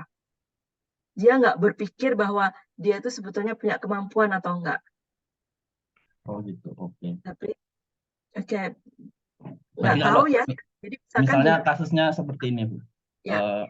Misalnya Mas Wahyu kemarin ikut ujian, misalnya ujian daftar suatu institusi gitu ya. Nah, di ujian pertama dia udah pernah ngalamin, terus sudah tahu model-model soalnya. Setelah ujian selesai, qadarullah hasilnya belum sesuai yang diinginkan, tapi dia bilang ke temennya, tahun depan kayaknya aku bisa deh. Apakah itu contoh dari growth mindset atau enggak ya? Sepertinya itu contoh dari self efficacy. Karena kemarin saya bisa mengerjakan, maka sekarang saya bisa mengerjakan, atau besok saya bisa mengerjakan. Itu contoh dari self-efficacy. Karena kalau growth mindset itu dia nggak memikirkan sebetulnya saya ini punya ini Nindi menambahkan mastery experience. Jadi salah satu komponen dalam self-efficacy itu disebut dengan mastery experience, pengalaman bisa. Kalau kita merefleksikan dari pengalaman masa lalu bahwa saya bisa melakukan sesuatu, dulu tuh saya bisa, maka saya sekarang bisa. Saya sekarang bisa, insya Allah besok saya bisa deh. Gitu. Itu self-efficacy. Kalau growth mindset, dia nggak punya pikiran tentang saya punya bakat atau tidak, saya punya kemampuan atau tidak, tetapi yakin bahwa kalau saya mau berusaha, saya akan bisa. Keyakinan bahwa apa yang akan saya raih di masa depan itu bergantung pada usaha-usaha yang saya lakukan. Jadi kalau saya berusaha maka saya bisa. Kalau sekarang saya belum bisa, usaha saya perlu ada yang diperbaiki. Perlu ada refleksi supaya usaha saya semakin lebih baik lagi. Gitu ya Indah. Berarti intinya kemampuan yang sedang dia miliki sama apa yang hendak ia capai. Malah jadi saya kepikiran agak kepotong, bisa diulangi sedikit? Berarti memang mutually eksklusif antara tadi kemampuan yang dimiliki, dalam artian ini adalah sertifikasi, dengan growth mindset yang sudah ada di karakter dia. Iya, dan itulah yang kemudian membuat peneliti ini mencari apakah memang self-efficacy itu menjadi mediatornya juga ke math achievement. Artinya kalau seseorang itu punya growth mindset ditambah dia punya self-efficacy, maka dia akan mencapai math anxiety. Korelasinya lurus. Jadi malah saya kepikiran lagi nih Bu. Kira-kira apa yang bikin orang itu jadi growth mindset gitu. Nah ini kan tadi mencari faktor yang mempengaruhi math achievement ya. Bla bla bla, dan terus faktor apa yang mempengaruhi growth mindset sehingga orang itu jadi growth, orang itu jadi fix, orang itu jadi entah gitu kan, gimana atau gimana cara bikin orang itu growth. Nah, terus terlebih lagi kalau dalam penelitian ini kan item untuk growth mindset itu ada 2 ya. Untuk mindset ada 7, yang 2 statement untuk growth mindset, yang 7 fixed mindset. Apakah nanti dua item ini cukup mengkonfirmasi bahwa subjek dalam penelitian ini dia itu udah ikut growth, padahal tadi sudah kita diskusikan bahwa faktornya itu agak susah gitu untuk menentukan growth mindset, padahal di penelitian sebelumnya yang tadi malam itu butuh suatu instrumen sehingga anak ini fix, anak ini growth dengan dikasih bacaan gitu. Oke. Ya. Sebentar. Oke, suara saya sudah masuk sekarang? Sudah, Bu. Itu tadi pertanyaan bagus banget. Jadi, kalau kita tahu bahwa growth mindset itu bermanfaat karena bisa memunculkan afeksi-afeksi lainnya yang mendukung pencapaian hasil belajar, maka kita perlu mengajak siswa kita menjadi seorang yang growth mindset kan. Lalu gimana cara mempengaruhi orang lain membuat menjadi growth mindset? Jawabannya salah satunya seperti penelitian tadi malam. Jadi peneliti desain instruksional tugasnya atau fokusnya adalah bagaimana membuat bahan ajar yang di dalamnya ada intervensi sehingga menghasilkan growth mindset. Artikel tadi malam membandingkan 2 desain. Desain yang pertama, sebelum siswa belajar, siswa diberi sebuah cerita, sebuah konteks yang relate dengan apa yang akan dipelajari kebetulan. Dan kelompok kontrolnya nggak diberi story. Ternyata hasilnya dengan diberi story, growth mindset-nya meningkat. Nah, Dengan kata lain, bagaimana cara mempengaruhi orang supaya dia menjadi growth mindset? Beri sebuah cerita tentang mindset. Salah satunya kalau itu refleksi dari hasil penelitian tadi malam. Berarti penelitian selanjutnya adalah carilah cara-cara sehingga kita intervensikan ke dalam desain pembelajaran dan kita jadi tahu, oh caranya gini loh supaya siswa itu jadi growth mindset. Karena kan afeksi itu kan nggak bisa diubah secara instan ya. Perlu dilakukan secara terus-menerus. Tapi kan tadi malam itu kan eksperimen kan. Kalau eksperimen kan digeres gitu kan, kaku. Tapi bisa kita simpulkan bahwa itu salah satu cara.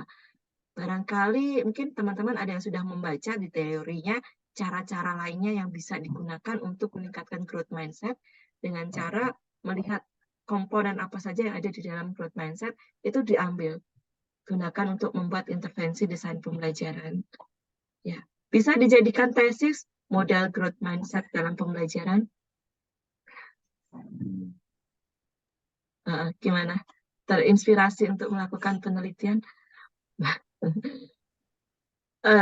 Dengan kata lain, dialog antara guru dengan siswa itu penting ya. Penting. Jadi, tapi dialog yang seperti apa? Berarti kan dialog yang kita mencari cerita-cerita inspirasi, gitu kan? Cerita-cerita inspirasi yang bisa mengubah mindset seseorang. Jadi, oh gitu, oh iya ya, gitu kan? Nah, itu mungkin ya. Terus ada lagi Bu, ini saya baru kepikiran. Karena tadi growth mindset itu tidak berkorelasi langsung dengan achievement, berarti anak yang misalnya nilainya tinggi di kelas ya, apakah belum tentu dia growth gitu ya? Misalnya SMA yang unggulan sama SMA yang biasa gitu. Kalau unggulan nilainya bagus-bagus, apakah intinya adalah tidak bisa dipastikan bahwa siswa-siswa yang ada di sekolah yang unggulan itu siswa-siswanya yang growth mindset-nya, ataupun sebaliknya kan begitu ya Bu ya? That's good point. That's very good point. Kita sering mendengar orang mahasiswa yang IP-nya tinggi belum tentu survive setelah lulus kuliah. Yep. Karena habis dia IP-nya memang tinggi, tapi habis itu dia karena yang dia cari hanya IP, bukan strategi berpikir. Growth mindset ini kan mengenai bagaimana kita memberikan diri kita ini sebuah afirmasi bahwa saya mau berusaha, saya kalau berusaha saya bisa, kan? Dia punya attitude, punya sikap yang menghargai atau mengapresiasi usaha, bahwa saya bisa melakukan sesuatu kalau saya berusaha. Jadi orangnya tuh keep going gitu, nggak berhenti dalam satu titik dalam sebuah label IPK misalkan atau nilai tertentu. Itu good point. Saya kira mungkin itu nanti perlu nanti dikaji lebih ulang. Mungkin Ya, itu.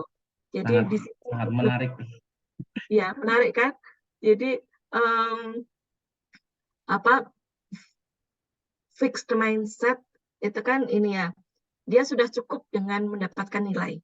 Jadi tujuan dari belajar itu ya udah dapat nilai. Tujuan dari mengerjakan tesis ya udah pokoknya lulus dapat ijazah S2 gitu kan. Bukan tentang prosesnya. Bukan tentang how to push yourself to do something. Bagaimana mendorong diri kita ini untuk melakukan sesuatu. Bukan tentang menumbuhkan motivasi intrinsik, bukan tentang menumbuhkan tentang self-efficacy. Tapi yang penting dapat nilai. Relate nggak dengan hasil penelitiannya ini? Make sense. Make sense. Ya. Ini ada, ada pertanyaan di ini dari Mbak Arum. Jadi cerita growth mindset-nya bukan cerita tentang matematika. I do not know yet. Saya nggak tahu pasti. Tapi kalau dari penelitian tadi malam, artikel yang disampaikan tadi malam, pembelajarannya itu tentang fisika dan story-nya tentang fisika juga. Jadi pembelajarannya tentang metabolisme tubuh ya, khususnya pikiran gitu kan, otak itu, dan story-nya tentang otak juga. Saya nggak tahu, ini bisa juga untuk penelitian apakah untuk menumbuhkan growth mindset itu story yang diberikan sebaiknya relate dengan apa yang dipelajari, apa yang sedang diusahakan, atau bisa sesuatu yang hal lain sehingga nanti siswa atau kita cukup menganalogikan. Artinya kalau misalkan ceritanya itu tentang orang yang berusaha dalam membangun rumah misalkan, sementara yang dia pelajari tentang matematika, berarti kan sesuatu nggak langsung relate ya, nggak langsung koneksi. Apakah itu juga akan menumbuhkan growth mindset atau tidak? Bisa diteliti. Saya belum baca artikelnya. Apakah dialog-dialog yang seperti apa, story-story yang seperti apa yang bisa mengubah growth mindset seseorang dalam hal ini ketika mempelajari sebuah subjek tertentu. Tapi kalau balik lagi ke tadi sewaktu saya menanggapi Pak Yanwar, bahwa growth mindset ini lebih ke attitude yang mendasar sekali, bukan domain spesifik. Kalau orang itu dia growth mindset, ya growth mindset aja. Dia ganti subjek dari tentang mau menguasai permainan catur ke mau menguasai tentang martial arts atau pencaksilat, ya dia growth mindset aja. Karena dia prinsipnya orang itu kalau mau usaha pasti bisa. Seseorang itu akan mencapai level tertentu itu karena usaha yang dilakukan. Jadi domain spesifik atau tidak, nanti dibaca-baca lagi deh. Tapi makasih Mbak Arum, pertanyaan yang menarik itu bisa untuk next research juga loh. Ya, Pratama Wahyu, kalau kita lihat di prosedur tidak ada perlakuan untuk mengajak siswa menjadi growth mindset, nggak ada. Jadi memang nggak secara eksplisit mengatakan kamu growth mindset ya gitu, nggak ada. Tapi ya emang mengalir aja diajak untuk mempelajari bahan ajar tertentu. Tapi ya itu desain pembelajaran itu kan sebetulnya di dalamnya ada intervensi. Seperti halnya kalau kita pembelajaran di kelas dengan metode discovery atau apa itu kan kita nggak cerita-cerita ke siswa ini supaya kalian kreatif atau apa gitu kan, langsung aja ke desain, fokus ke desain pembelajarannya. Ada pertanyaan kalau growth mindset untuk siswa yang teridentifikasi slow learner seperti apa? Slow learner itu apa sih? Saya nggak tahu slow learner itu apa. Apakah memang slow learner ini yang dimaksud orang yang mempunyai kecerdasan ekstrim bawah, dan ini pembahasannya bisa 2 SKS sendiri.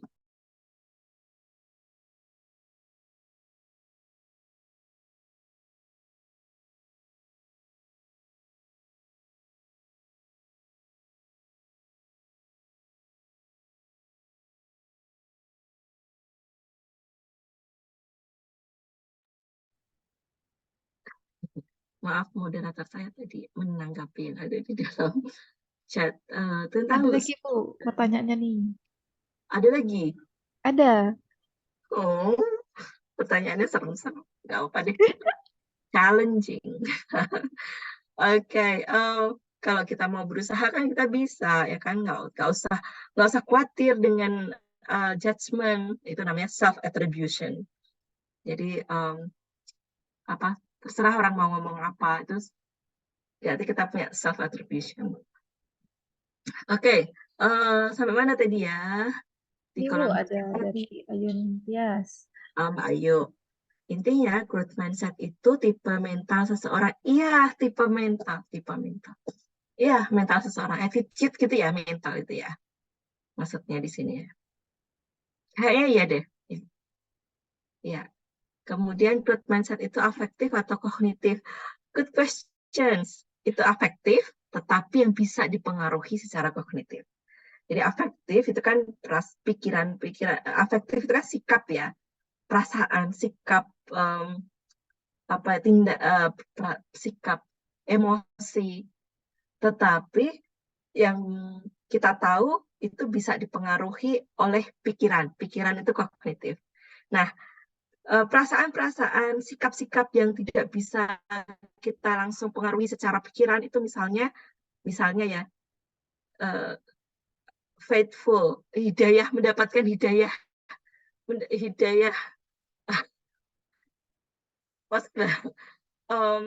keyakinan terhadap Tuhan, kan hidayah ya. Meskipun dia sudah diajak ke masjid setiap hari, mendengarkan penjelasan dari Ustadz, bahkan mungkin hafal Al-Quran, karena dia seorang teolog gitu kan, ahli hadis, ahli Al-Quran, belum tentu dia dapat hidayah untuk yakin pada Allah. Ada perasaan-perasaan, keyakinan-keyakinan yang tidak bisa dipengaruhi oleh pikiran, tetapi dapatnya karena dari hidayah. Contoh lain?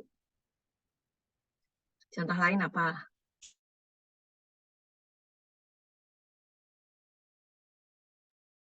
Contoh lain adalah jatuh cinta. Setiap hari bersama, belum tentu jatuh cinta. Nggak bisa dipengaruhi oleh pikiran. Mungkin bisa, yang bisa dipengaruhi itu, oke, mau hidup bersama, belum tentu jatuh cinta.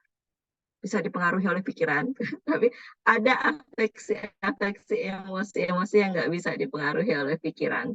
Tapi karena kita fokusnya di sini pada pendidikan, pada pembelajaran, maka kita guru itu kan mencari cara untuk mempengaruhi pikiran siswa kan, untuk mempengaruhi bahwa dia itu menghitung, menggambar, itu kan mempengaruhi pikirannya. Demikian juga afeksi. Jadi apa yang bisa dilakukan oleh guru adalah mempengaruhi pikiran siswa supaya dia berubah emosinya. Kalau misalkan kita sedang sedih gitu kan, muridnya sedang sedih, lalu guru membuat permainan, membuat kegiatan yang mengurangi kecemasan, memberikan alat peraga, gambar-gambar, atau lomba sederhana, sehingga dia menjadi senang. Itu kan berarti mempengaruhi pikiran untuk mengubah emosi. Ada memang, dan makanya penting banget bagi guru paham bagaimana cara pikiran kita ini bekerja, supaya kita bisa memanipulasi pikiran orang lain, supaya dia berubah, mau belajar. Dan ternyata belajar itu kan dipengaruhi banyak sekali emosi, faktor afeksi. Nah, dengan mempelajari faktor-faktor afeksi, kita bisa tahu strategi apa yang bisa kita gunakan untuk memanipulasi pikirannya, supaya fokus pada afeksi tertentu. Enak kan jadi guru? Growth mindset itu afektif atau kognitif? Menurut saya lebih afektif, Mas Ridwan. Oke, alasannya apa, Mas Wahyu? Oke, sudah dijawab di sini. Kolom chatnya seru ya. Berarti selalu bersyukur dan husnudzon untuk mendapatkan mental growth mindset menurut saya. Data empirisnya ada nggak? Kalau orang dihadapkan pada sesuatu tantangan, maka yang ada di pikirannya adalah aku akan coba. Kalau nggak aku coba, aku nggak akan tahu aku akan berhasil atau tidak. Nah, itu growth mindset.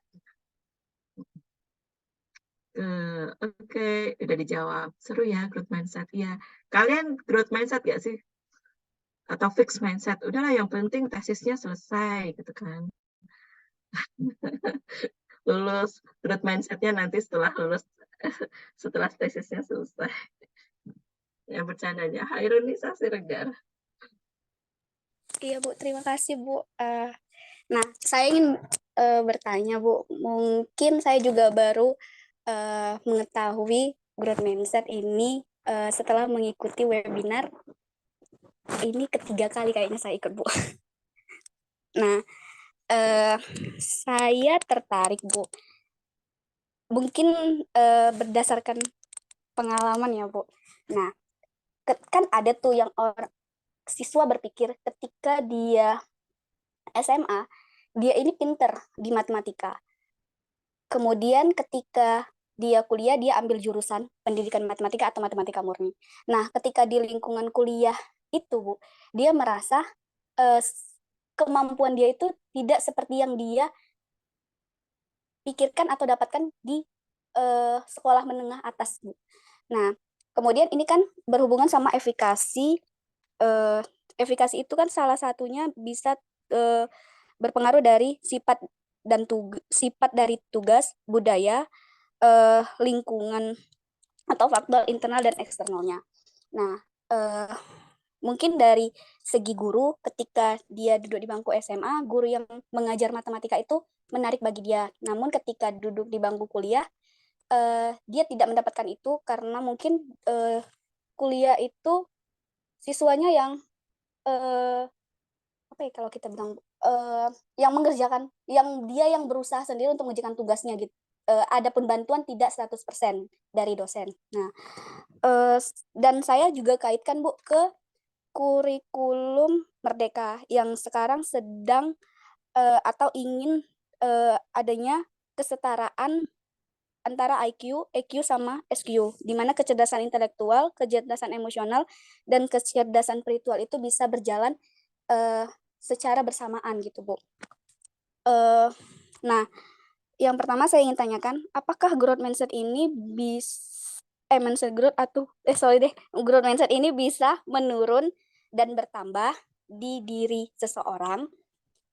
Terus kemudian yang kedua, Bu, mungkin belakangan ini saya sering lihat di sosial media tuh beberapa mahasiswa itu lebih memilih, mungkin ini di luar pembahasan ya Bu, lebih memilih untuk mengakhiri hidupnya karena ketidakmampuan dia dalam menghadapi situasi di lingkungan perkuliahan dia. Dari segi lingkungan, mungkin waktu dia yang seperti saya bilang tadi Bu, latar belakang pendidikan dia mungkin dari jenis sekolah waktu di SMA, kemudian teman yang dia jumpai di SMA dengan perkuliahan itu berbeda.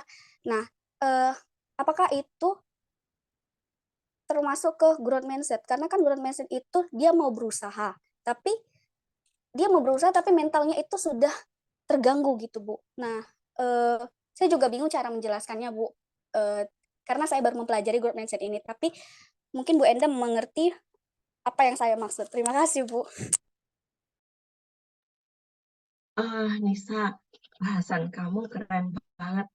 Tapi disclaimer dulu ya, saya bukan ahlinya. Saya bukan ahlinya growth mindset, jadi saya juga masih belajar tentang growth mindset ini. Ada sih memang di bahasan perkuliahan saya tentang growth mindset, tapi saya sendiri juga belum penelitian tentang growth mindset langsung. Baru dari baca-baca bukunya, dan ini dibantu oleh Irfan tadi malam dan Indah hari ini untuk membaca artikel tentang growth mindset, tentang penelitian empirik, penelitian yang menghasilkan data-data empirik. Ini dari jurnal Frontiers ya. Oke. Tadi pertanyaannya bagus. Apakah self-efficacy itu bisa hilang atau turun? Growth mindset itu juga bisa berubah. Jadi misalkan dia biasanya itu yakin saya tuh bisa karena saya dulu bisa, sekarang nggak bisa gitu kan. Dia nggak yakin lagi kalau saya tuh sekarang jadi bisa. Itu kan seolah kayak self-efficacy-nya sudah nggak punya lagi ya. Jadi seperti dia kemudian mengatakan bahwa pada dirinya bahwa sebetulnya saya tuh nggak bisa, dulu itu hanya beruntung, misalnya kayak gitu. Dulu itu hanya beruntung, dulu itu mungkin karena saya di sekolah pinggiran, jadi sebetulnya setelah saya ke kota, saya tuh nggak comparable lagi dengan teman-teman di sini yang ternyata lebih wah gitu kan. Saya kira itu bukan self-efficacy-nya yang hilang, tapi ada masalah dengan self-attribution. Self-attribution. Jadi judgement dia, siapa sih dia itu, judgement dia terhadap dirinya sendiri, itu sebetulnya menjadi seperti apa. Saya nggak tahu itu bisa berubah atau tidak, tapi untuk seseorang yang masih dalam masa tumbuh kembang, saya kira wajar sekali untuk berubah, tapi saya nggak tahu ya. Ini saya perkiraan aja. Kalau kita refleksikan dari hasil penelitian yang dibacakan oleh Indah tadi, growth mindset ini kan ada banyak faktor afeksi lainnya. Jadi kalau misalkan faktor afeksi lainnya, self-efficacy-nya atau self-attribution-nya yang berubah, berarti growth mindset-nya bisa ikut berubah juga. Ya enggak? Kalau kita refleksikan dari modelnya itu tadi. Dan tentunya itu yang nggak diharapkan kan? Karena kita tahu bahwa afeksi-afeksi itu tadi yang berkorelasi langsung dengan achievement. Dan seorang growth mindset itu memandang achievement bukan sebagai skor, bukan sebagai nilai akhir, tetapi sebagai capaian. Capaian. Beda loh, skor akhir, hasil belajar akhir dengan capaian. Capaian, hasil dari proses. Hasil dari proses growth mindset itu hasil dari proses. Kalau memang demikian, maka intervensi yang perlu dilakukan adalah dengan berkomunikasi dengan mahasiswa ini kan, dengan siswa ini, berkomunikasi, kemudian dalam komunikasi yang dilakukan atau dialog yang dilakukan, kita bisa merujuk pada kebiasaan belajar yang dilakukan, itu untuk merefleksikan seberapa besar usaha yang telah dia lakukan, dibandingkan dengan usaha yang dulu dilakukan sewaktu SMA. Sama atau beda. Barangkali dulu waktu di SMA, belajarnya dalam 1 minggu, belajar di luar kelasnya, dalam 1 minggu 10 jam. Kemudian sewaktu perkuliahan, belajarnya dalam 1 minggu, ternyata untuk karena mata kuliahnya ada banyak, untuk 1 mata kuliah ternyata hanya 2 jam. Artinya itu bisa menjadi refleksi. Oh oke, memang usaha yang dilakukan mungkin memang kurang, jadi tidak langsung dia tidak langsung mengubah self attribution-nya, bahwa kegagalan ini karena memang saya sebetulnya dulu hanya orang yang beruntung, tetapi dia lebih fokus pada usaha yang dia lakukan. Growth mindset, self-efficacy, self-attribution bisa sama-sama saling dibahas ketika melakukan komunikasi antara guru dengan siswa. Ini mungkin refleksi pada diri mahasiswa juga ya, pada diri saya juga ya. Ketika kita tidak mencapai tujuan yang kita harapkan, maka jangan langsung kita memberikan penilaian diri kita ini sebagai orang yang gagal, tapi lebih baik direfleksikan dan kembali lagi ke sebuah keyakinan bahwa kalau kita mau berusaha, maka kita bisa. Barangkali usaha yang dilakukan kemarin belum fokus pada efikasi, belum fokus pada kebisaan yang kita miliki, kemampuan yang kita miliki, sehingga kita belum memaksimalkan self-efficacy kita, belum memaksimalkan potensi yang kita miliki. Oleh karena itu, salah satu strateginya adalah kita punya coach, kita punya pembimbing tesis, pembimbing skripsi, kita punya guru. Adanya pembimbing, adanya guru, adanya mentor, itu tujuannya adalah untuk mengarahkan kita menggunakan potensi yang kita miliki, atau membantu kita merefleksikan kenapa kita nggak mencapai tujuan yang saat ini kita harapkan. Nah, kalau di sekolah sebetulnya ada wali kelas ya. Guru itu sendiri juga sebetulnya bertugas sebagai ini kan seseorang yang memberikan feedback kepada siswa seberapa usaha yang telah dia lakukan sehingga dia melampaui atau perlu menambah usaha yang dilakukan agar mencapai tujuannya. Kemudian barangkali karena minimnya dialog, barangkali karena minimnya dialog, kan tadi salah satu cara yang kita lakukan untuk menggugah growth mindset itu kan dengan dialog ya, dengan story gitu kan. Barangkali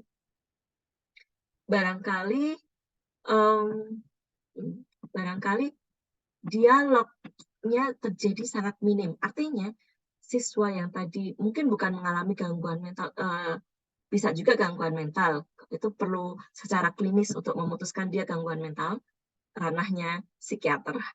Tapi kalau misalkan seseorang manusia ini minim sekali dialog, sementara masih dalam masa tumbuh kembang, minim sekali dialog, artinya kita tidak punya akses ke cerita-cerita tentang growth mindset, tidak menerima feedback tentang usaha yang kita lakukan dari guru, dari mentor, dari pembimbing, dari orang tua.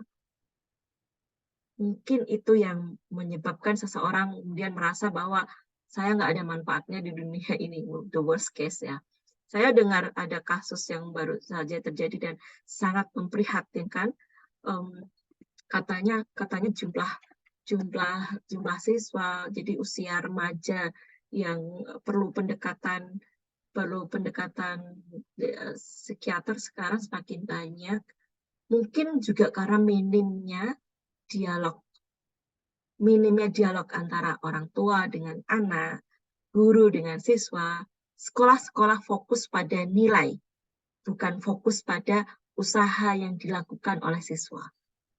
Kok bisa sekolah fokusnya pada nilai? Ya, kita tahu sistemnya yang membuat seperti itu kan selama ini. Mungkin itu ya Nisa ya. Tapi disclaimer lagi ya Nisa ya. Saya bukan ahlinya di bidang ini, saya baru mempelajari dan mencoba merefleksikan hasil penelitian yang dibacakan hari ini dan kemarin untuk menjawab pertanyaannya Nisa. Gimana Nisa? Terima kasih, Bu. Ya, Ibu sampaikan juga termasuk untuk diri saya sendiri sih, Bu.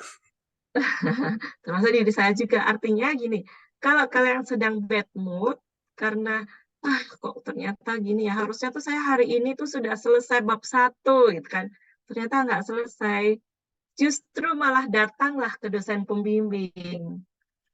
Dialog, ketemu sama orang lain, ngobrol. Jangan malah menyendiri. Duh, saya kok nggak selesai. Malah menyendiri nggak. Justru keluarlah dari kamar, ketemu dengan orang lain, ketemu dengan coach, dan dibicarakan. Saya sebetulnya ingin mencapai penyelesaian bab 1 saya di minggu ini, tapi saya nggak selesai. Dari situ dialog. Apa sih yang mau ditulis? Kan? Justru dari situ kalian menumbuhkan growth mindset karena achievement itu kan tadi salah satu yang mempengaruhi, nggak langsung dari growth mindset kan, tapi dari intrinsic motivation. Ya kan Indah ya, tadi ada faktor intrinsic motivation. Intrinsic motivation itu tidak diberikan oleh orang lain. Itu kayak you develop it yourself. Kalian yang menumbuhkan itu. Carilah intrinsic motivation itu. Dengan cara, ya ini ketemu deh rame-rame kayak gini. Kan. Dialog.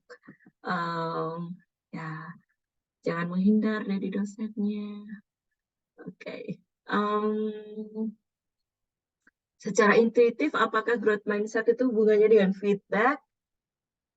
Kayaknya kalau kita baca lagi artikelnya Indah ini, paragraf pertamanya itu dimulai dengan feedback. Ya. Jadi, ya, sure, it's about feedback. Dan minggu depan mau dibahas lagi tentang self-efficacy.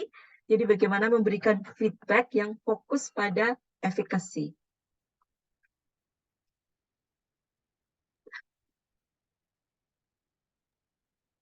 Yang bertahan sampai jam segini ada 30 lebih orang.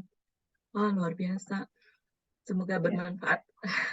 Pasti sangat bermanfaat, Bu. Ini benar-benar tentang growth mindset ternyata tidak sesimpel yang kita bayangkan, seolah-olah tentang pola pikir yang tumbuh gitu, pola pikir yang baik-baik saja. Ternyata banyak faktor-faktor lain begitu yang bisa menjadi ide penelitian pastinya setelah kita membaca, mereview, pasti adanya tuh ide penelitian begitu. Baik. Ya, jadi penelitian tapi juga refleksi tentang diri kita Oh sendiri. iya. Ya, lama-lama ini.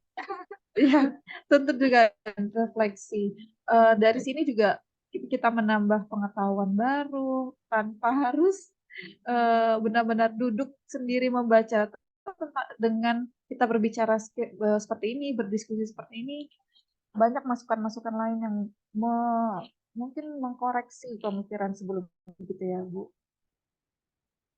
Baik. Well done. Ya. Mungkin sudah kita cukupi aja diskusi pagi ini. Sudah cukup banyak dan sangat menarik juga. Sudah 3 SKS. Baik, terima kasih teman-teman semuanya, Ibu dan narasumber kita hari ini. Kita sudah sampai di penghujung acara untuk webinar 3R Review Research yang kelima akan dilaksanakan pekan depan dan akan berkaitan dengan self efficacy. Bisa apa ya? Menyambung gitu antara growth mindset self efficacy. Jadi pengetahuan kita juga tersusun seperti yang Ibu bilang tadi, acak ketika kita menuliskan, jadi makanya ada skema pengetahuan yang terhubung seperti itu ya Bu. Nah, baik, jangan terlewatkan, bisa juga kegiatan ini di-share ke teman-teman yang lain agar kita dapat menggali informasi dan belajar bersama-sama. Terima kasih yang sudah hadir pada hari ini, terima kasih juga seluruh pengacara. Mohon maaf jika ada salah kata. Saya Nindi Fadila pamit undur diri. Wassalamualaikum warahmatullahi wabarakatuh. Mohon maaf, ada yang terlewat nih. Sesi foto kita belum.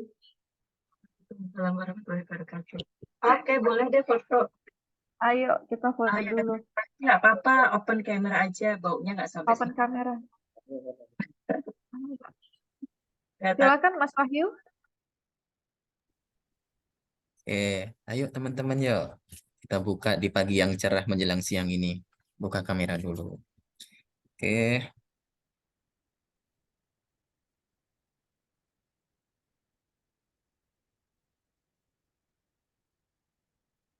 fotonya gaya bebas dong. Oke, gaya bebas ya. Siap. Dalam hitungan ketiga, 1, 2, 3.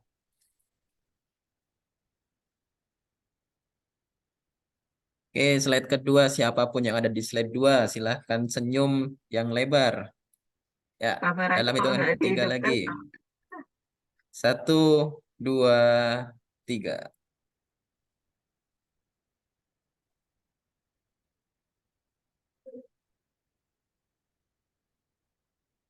Ya, mantap sekali. Yuk, saya kembalikan ke Mbak Nindi. Baik, terima kasih Mas Wahyu, terima kasih Ibu Enda, terima kasih narasumber kita hari ini. Terima kasih semua. Terima kasih. Assalamualaikum warahmatullahi wabarakatuh. Waalaikumsalam warahmatullahi wabarakatuh. Jangan lupa tonton YouTube-nya guys. Subscribe, komen, like, share. Ya, siap. Terima kasih. Saya Liv ya.